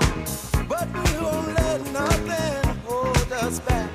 We're putting our show together, we're polishing up our act. And if you've ever been held down before, I know you refuse to be held down anymore. Well, don't you let nothing stand in your way. I want y'all to listen to every word I say, Ain't no stopping us now. We're on the McFadden Whitehead sounded so good, I could let that thing ride. I love the long version. It goes like 12 minutes. I just let it ride and ride. They sound so good. As you know, around here, when we have a guest in studio, we let them choose their walk-on song, and this is the song chosen by Mr. Ernest Harden Jr. And when he walked in the studio, We gave each other the biggest and longest hug. I have not seen this brother in years, but we used to hang out many, many years ago. And when I saw the news that he'd been Emmy nominated for his role on the Pitt, I'll tell you more about it in just a second, I just smiled ear to ear, and I am so grateful. I told my staff, they get surprised. I've been at this for so long. My staff gets tickled, all the folk I know, all the places I've done, all the things I have been exposed to, but I've been at this for 35 years, right? And so I've just met so many people, and sometimes I run into people, we just grin at each other at the ways that we've been blessed over the decades. And Ernest Harden Jr. has stayed with this acting thing for all these years, and I am so just thrilled that he is now an Emmy nominee. He is Emmy nominated for his outstanding guest appearance on the HBO Max hit medical drama, The Pitt. And before I get into the conversation with him, let me give you a little taste of this role for which he's Emmy nominated. What's up with your tooth, Louie? It's been going on for a while, but it got bad last night. Lower left side. Okay. It could be an infection at the root. We can drain it, but then you're breathing kind of fast. Yeah, I've been walking more, trying to get in shape. But sometimes I get a little short of breath. Yeah, you need to walk past the liquor store, not into it. The shape you're getting in is for a liver transplant. I don't need a new liver. Just get rid of this toothache. Deep breath. First of all, The Pitt is one of the hottest shows on television. I'm going to brag for a second. I have a barber. My barber in L.A. is a guy named D. We call him D the Barber. D the Barber is the hair guy on the TV show, The Pitt. So shout out to my barber, D, for his amazing work on that particular show. But everybody's watching this show. Everybody's talking about it. Ernest Harden Jr., you are now an Emmy nominee for your outstanding guest appearance on the show. So first of all, congratulations, man. I'm so happy for you. Oh, thank you so much, man. You know, it's my honor to be here, man. I've been watching you and doing your thing for years, and I'm just so proud of you every time, I'm just your biggest fan. Man, it's a mutual admiration society then. Tell me about this particular role, how it came to be. Well, I tell you, I auditioned for it like so many actors do. Nowadays, since COVID, you have to send in your audition tape. Right. They seemed to like me, and they called me in to read, and I read for another role. And I thought it was a nice role. It was a role of a black man talking to a young white doctor and giving him a encouragement and telling him, because he's the first doctor in their family, how proud he was of him and how proud his parents should be. Well, I thought that role was great. And when I got home, my manager called me and said, they love you. I said, oh, fantastic. Yeah, they want you to play a different role there. They want you to be the drunk. I said, oh, man, another drunk black man? Oh, wow. Here we go. But then they said that, but this guy is going to be like a semi-regular. I said, so give me something to drink, But the thing is, I love it. The way I approached it, though, I'm a member of the Actors Studio, and they're renowned. Al Pacino runs it in New York. Sure. Martin Landau, before he died, was the head of it out here, and we go deep. Some of us feel that, a lot of us feel that we're the best actors in the world. We go beyond what everybody else does, and some of the members start with Martin Landau, Sally Fields, Robert De Niro, Al Pacino. Top tier. These are people, remember, and I'm a lifetime member. Sure. So I said, let me make this role as real as possible. Let me just try to be, because alcoholism is serious. A lot of people are addicted to it, and so I came with that approach, and they allowed me to do it. It wasn't just you got a good smile or something, let's just be the comic relief. No, I want it to be real, and that's what happened, and it took off that way. I appreciate them for just giving me that space to work and do what I wanted. Yeah. And I don't know, you want to? No. I wanted to ask you right quick here. When you mentioned, and I've heard the story from many other actors, that certainly in the COVID era, you had to send in your audition tapes. Right, that's when it started. Exactly. So let me just tell you this. This won't surprise you. I'm in the studio every day for 3 hours doing my national radio show. And I always prefer that you come in studio if you can. Right. It just makes a difference when you're in my face. Right. And you and I are friends from way back when. I just wanted to see your face and give you a hug. So I'm Right. glad you came in. But even if we weren't friends, I prefer people coming in studio for all the obvious reasons. Right. I can't imagine. Again, I've done TV my whole career, as you know, so I know how to do satellite interviews. I've done more of that than I can count. But I prefer in studio. What is it like trying to win an audition when you got to record yourself at home? I mean, that seems so weird. I understand why they do it, but it just seems like so impersonal to me that you can't lean in, look somebody in the eye, and show them how gifted you really are. And also, that is actually an advantage to have us come in. Right. But what happened is once they started submitting these tapes, and the people didn't really even have to get office space. They just sat up there and looked at TV. It was a lot cheaper for them. Sure. Yeah. But you're right. That's why, like, after they looked at my tape, the tape moved them that they brought me in to audition in front of people, and it was, and that's when they connected. But now you got to be creative on tape. You know what? The advantage. There's a disadvantage and an advantage. Give it to me right quick. The disadvantage is, right, you don't have that personal connection with them. But the advantage is you get to try it and do it till you feel that it's right. Oh, okay. I see that. Yeah. So it's a twofold thing. So as many takes as you need. Any takes as you need. And But you know what? I go to a studio that does it, and she's charging, so I try to get mine right. Yeah. But that's another disadvantage. Right. So now you got to pay for your audition. Well, day. Not everybody does it. Some people do it at home, but you know, I really want it to be make sure it's quality. And, yeah. So I am Ernest Harden Jr. I ain't mad at you. He is Ernest Harden Jr. Now he's Ernest Harden Jr. Emmy nominee. That will follow him. Hopefully Emmy winner, but Emmy nominee will follow him. That's why I love getting nominated. It follows you the rest of your life. Emmy nominee, Ernest Harden Jr. I was watching The Jeffersons the other night, as I often do, and I love seeing Ernest Harden Jr. on those episodes of The Jeffersons. We'll talk about his career a bit more when we come forward here on Tavis Smiley. From California to the Carolinas, everybody's listening to Tavis. More when we come forward.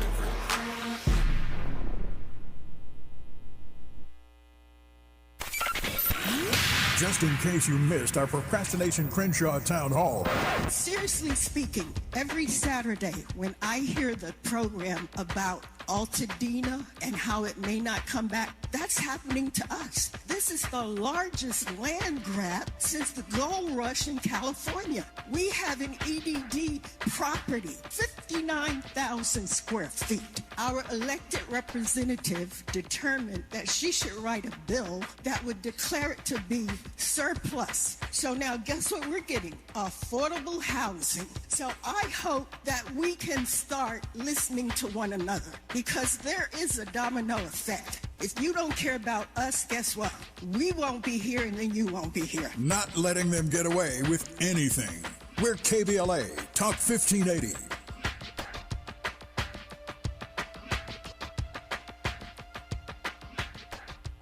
The KBLA 1580 app puts the realest conversations right in your pocket. Stream live wherever you are in the world. No static. No searching the dial. A crystal clear connection, 24/7, exactly when you want it. We recommend that you keep automatic updates enabled. Set it and forget it.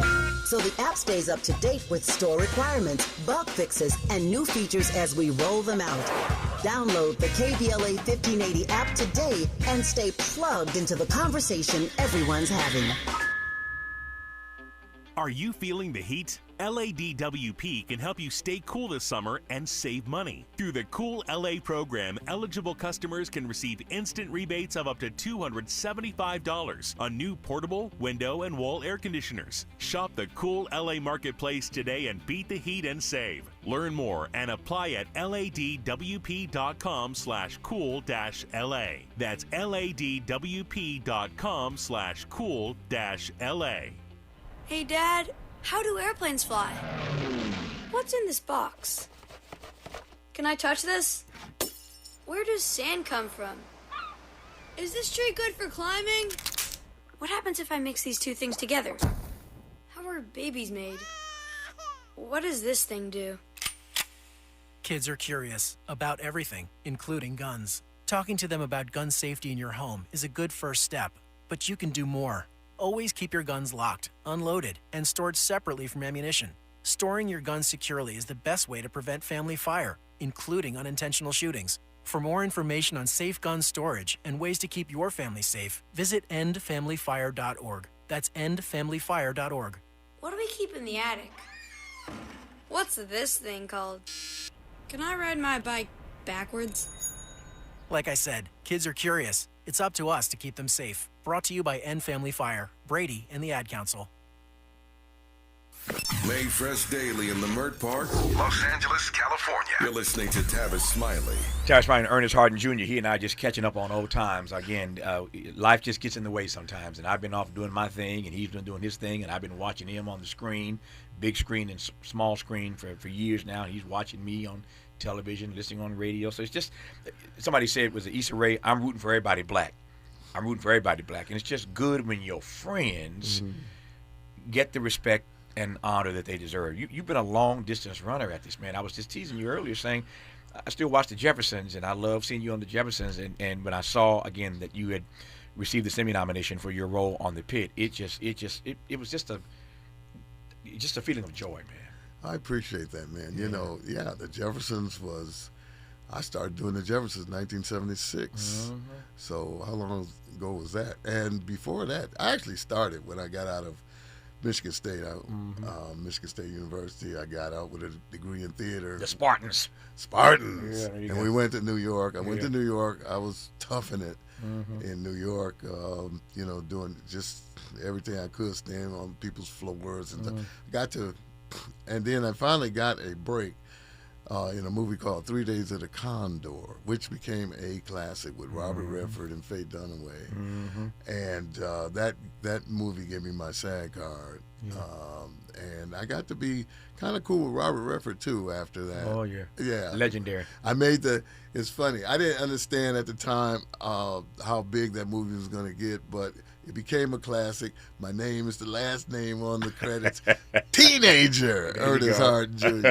So I've been, then from there I was in, I got a screen test to make things quick, I got a screen test for a show, a movie called Apocalypse Now, which flew me. Oh, yeah. And the two guys were on the plane that were up for the role.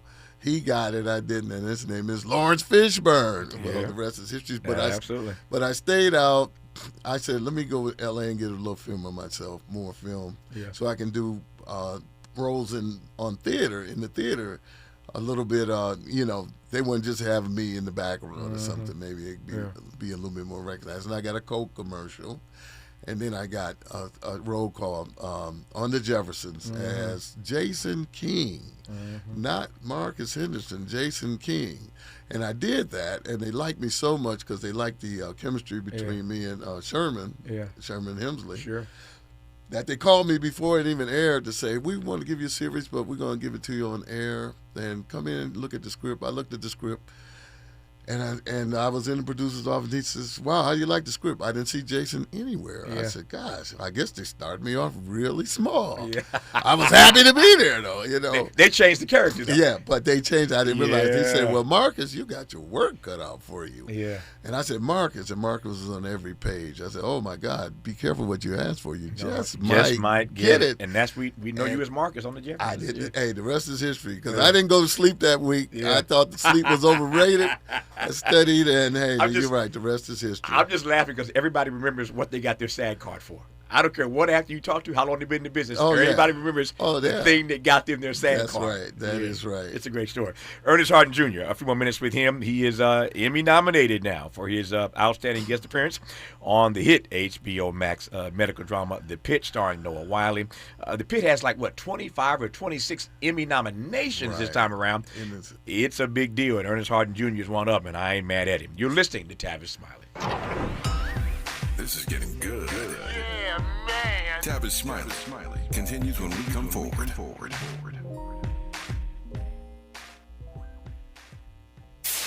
KBLA KBLA Talk 1580. We've got a lot to talk about. KBLA Talk 1580 joins you in standing for voting rights. The midterm election campaign season is here now. The 2028 presidential election is right around the corner. When We All Vote is a leading national nonpartisan initiative on a mission to change the culture around voting and to increase participation in each and every election by helping to close the race and age gap. Created by Michelle Obama, When We All Vote brings together individuals, institutions, brands, and organizations to register new voters across the country and advance civic education for the entire family and voters of every age to build an informed and engaged electorate for today and generations to come. When We All Vote empowers their supporters and volunteers to take action through voting, advocating for their rights, and holding their elected officials accountable. It's all in for 2026 and 2028. Please visit whenweallvote.org to stand up for your rights, voting rights. This is a community call to action from KBLA Talk 1580. It's never too early to start talking about money in realistic ways with your kids. JP Morgan Chase navigates how to educate your kids now about creating long-lasting, healthy money habits. Whether your kids are in elementary school, high school, or college, now is a great time to start a conversation about ways to create healthy money habits as they grow, ultimately benefiting their financial future.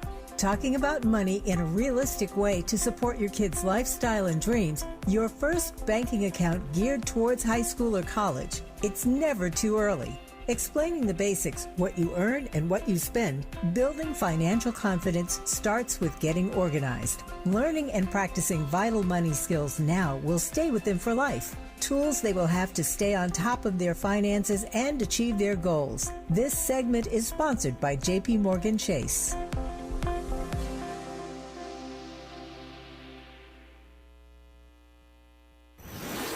Let's get back to more of this rich dialogue with Tavis Smiley.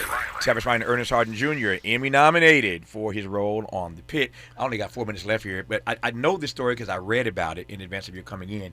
You went off your meds, and I'll let you tell the story right quick. Oh, well, what happened was, being a member of the Actors Studio, like people like Marlon Brando and everybody, we don't play, Dustin Hoffman. And I knew that there was a 10-month span between the first season and the second season. And so what would this brother be like on the street with no medical attention for 10 months? So instead of trying to get in better shape and all that, I just let myself go and went off my meds. And I had a doctor, his name is Eugene Allen, who was kind of monitoring me throughout the process, but the company didn't know. Yeah. And so I was using all of that. I started feeling I was having a tough time breathing in the morning, a lot of stuff. And I used every bit of it in this character. You take your acting really seriously. Right. Well, like I said, Actor Studio people go deep. Yeah. And I went deep, but I know it was dangerously deep, and I don't think I'll ever do that again. But you used all of that to bring I used this all character that to to life. bring. As a matter of fact, someone said that they taught medical students, and they used clips of me to show what it would be like if they had similar conditions. So I was very proud of that. You know. How does, I got a couple minutes left here, how does it feel to be a journeyman actor? I can call you that. You've done so many things, big screen, small screen, a journeyman actor, and at this point in your career, you get an Emmy nomination. You know, the Emmy is, like I said before, I never thought about an Emmy in the forefront of my mind. I always thought I would hold up something, an Oscar or an Emmy eventually, but just to see the respect and the just how people just revere having an Emmy nomination. Everybody's calling you. I'm sure your phone's blowing up. The head of Warner Brothers to the head of HBO. I mean, the head of the Pitt. Everybody's calling my house. I said, what? Okay. But it's been phenomenal, and it's been such a tidal wave and a joyous ride. And hopefully I can ride it out to a win. We're just having a ball. No, you deserve it, man. You deserve it. You have earned it.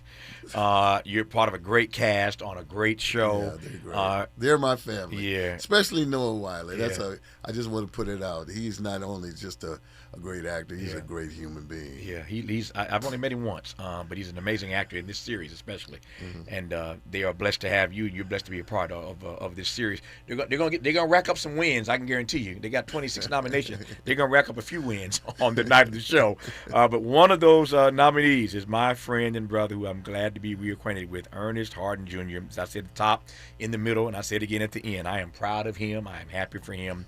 He has earned it. He deserves it. He is Emmy nominated for his outstanding guest appearance on the HBO Max hit medical drama The Pitt, and we'll be watching. The Emmys airs on September the 14th on NBC, streaming live on Peacock. I'm going to be watching for show this year to see how this all works out for Ernest. But whatever happens, you're a winner, brother. Thank you so much. And I love you. I love you too. Good to see you. Just like that, 3 hours are gone. We're back here tomorrow, Lord willing, to do it all over again. Until tomorrow, thanks for listening to Tavis Smiley. And as always, keep the faith.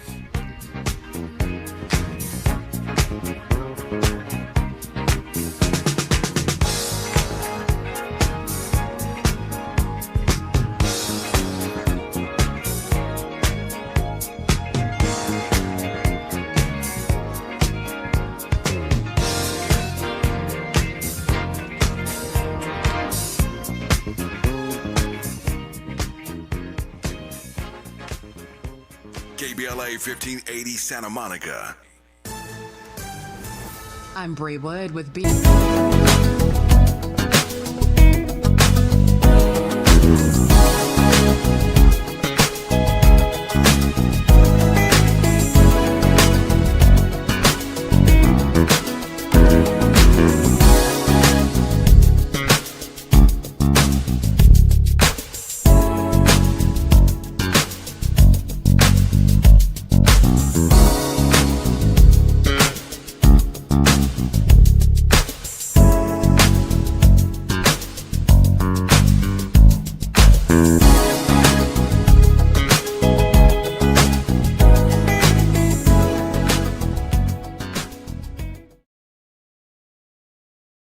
News now on demand.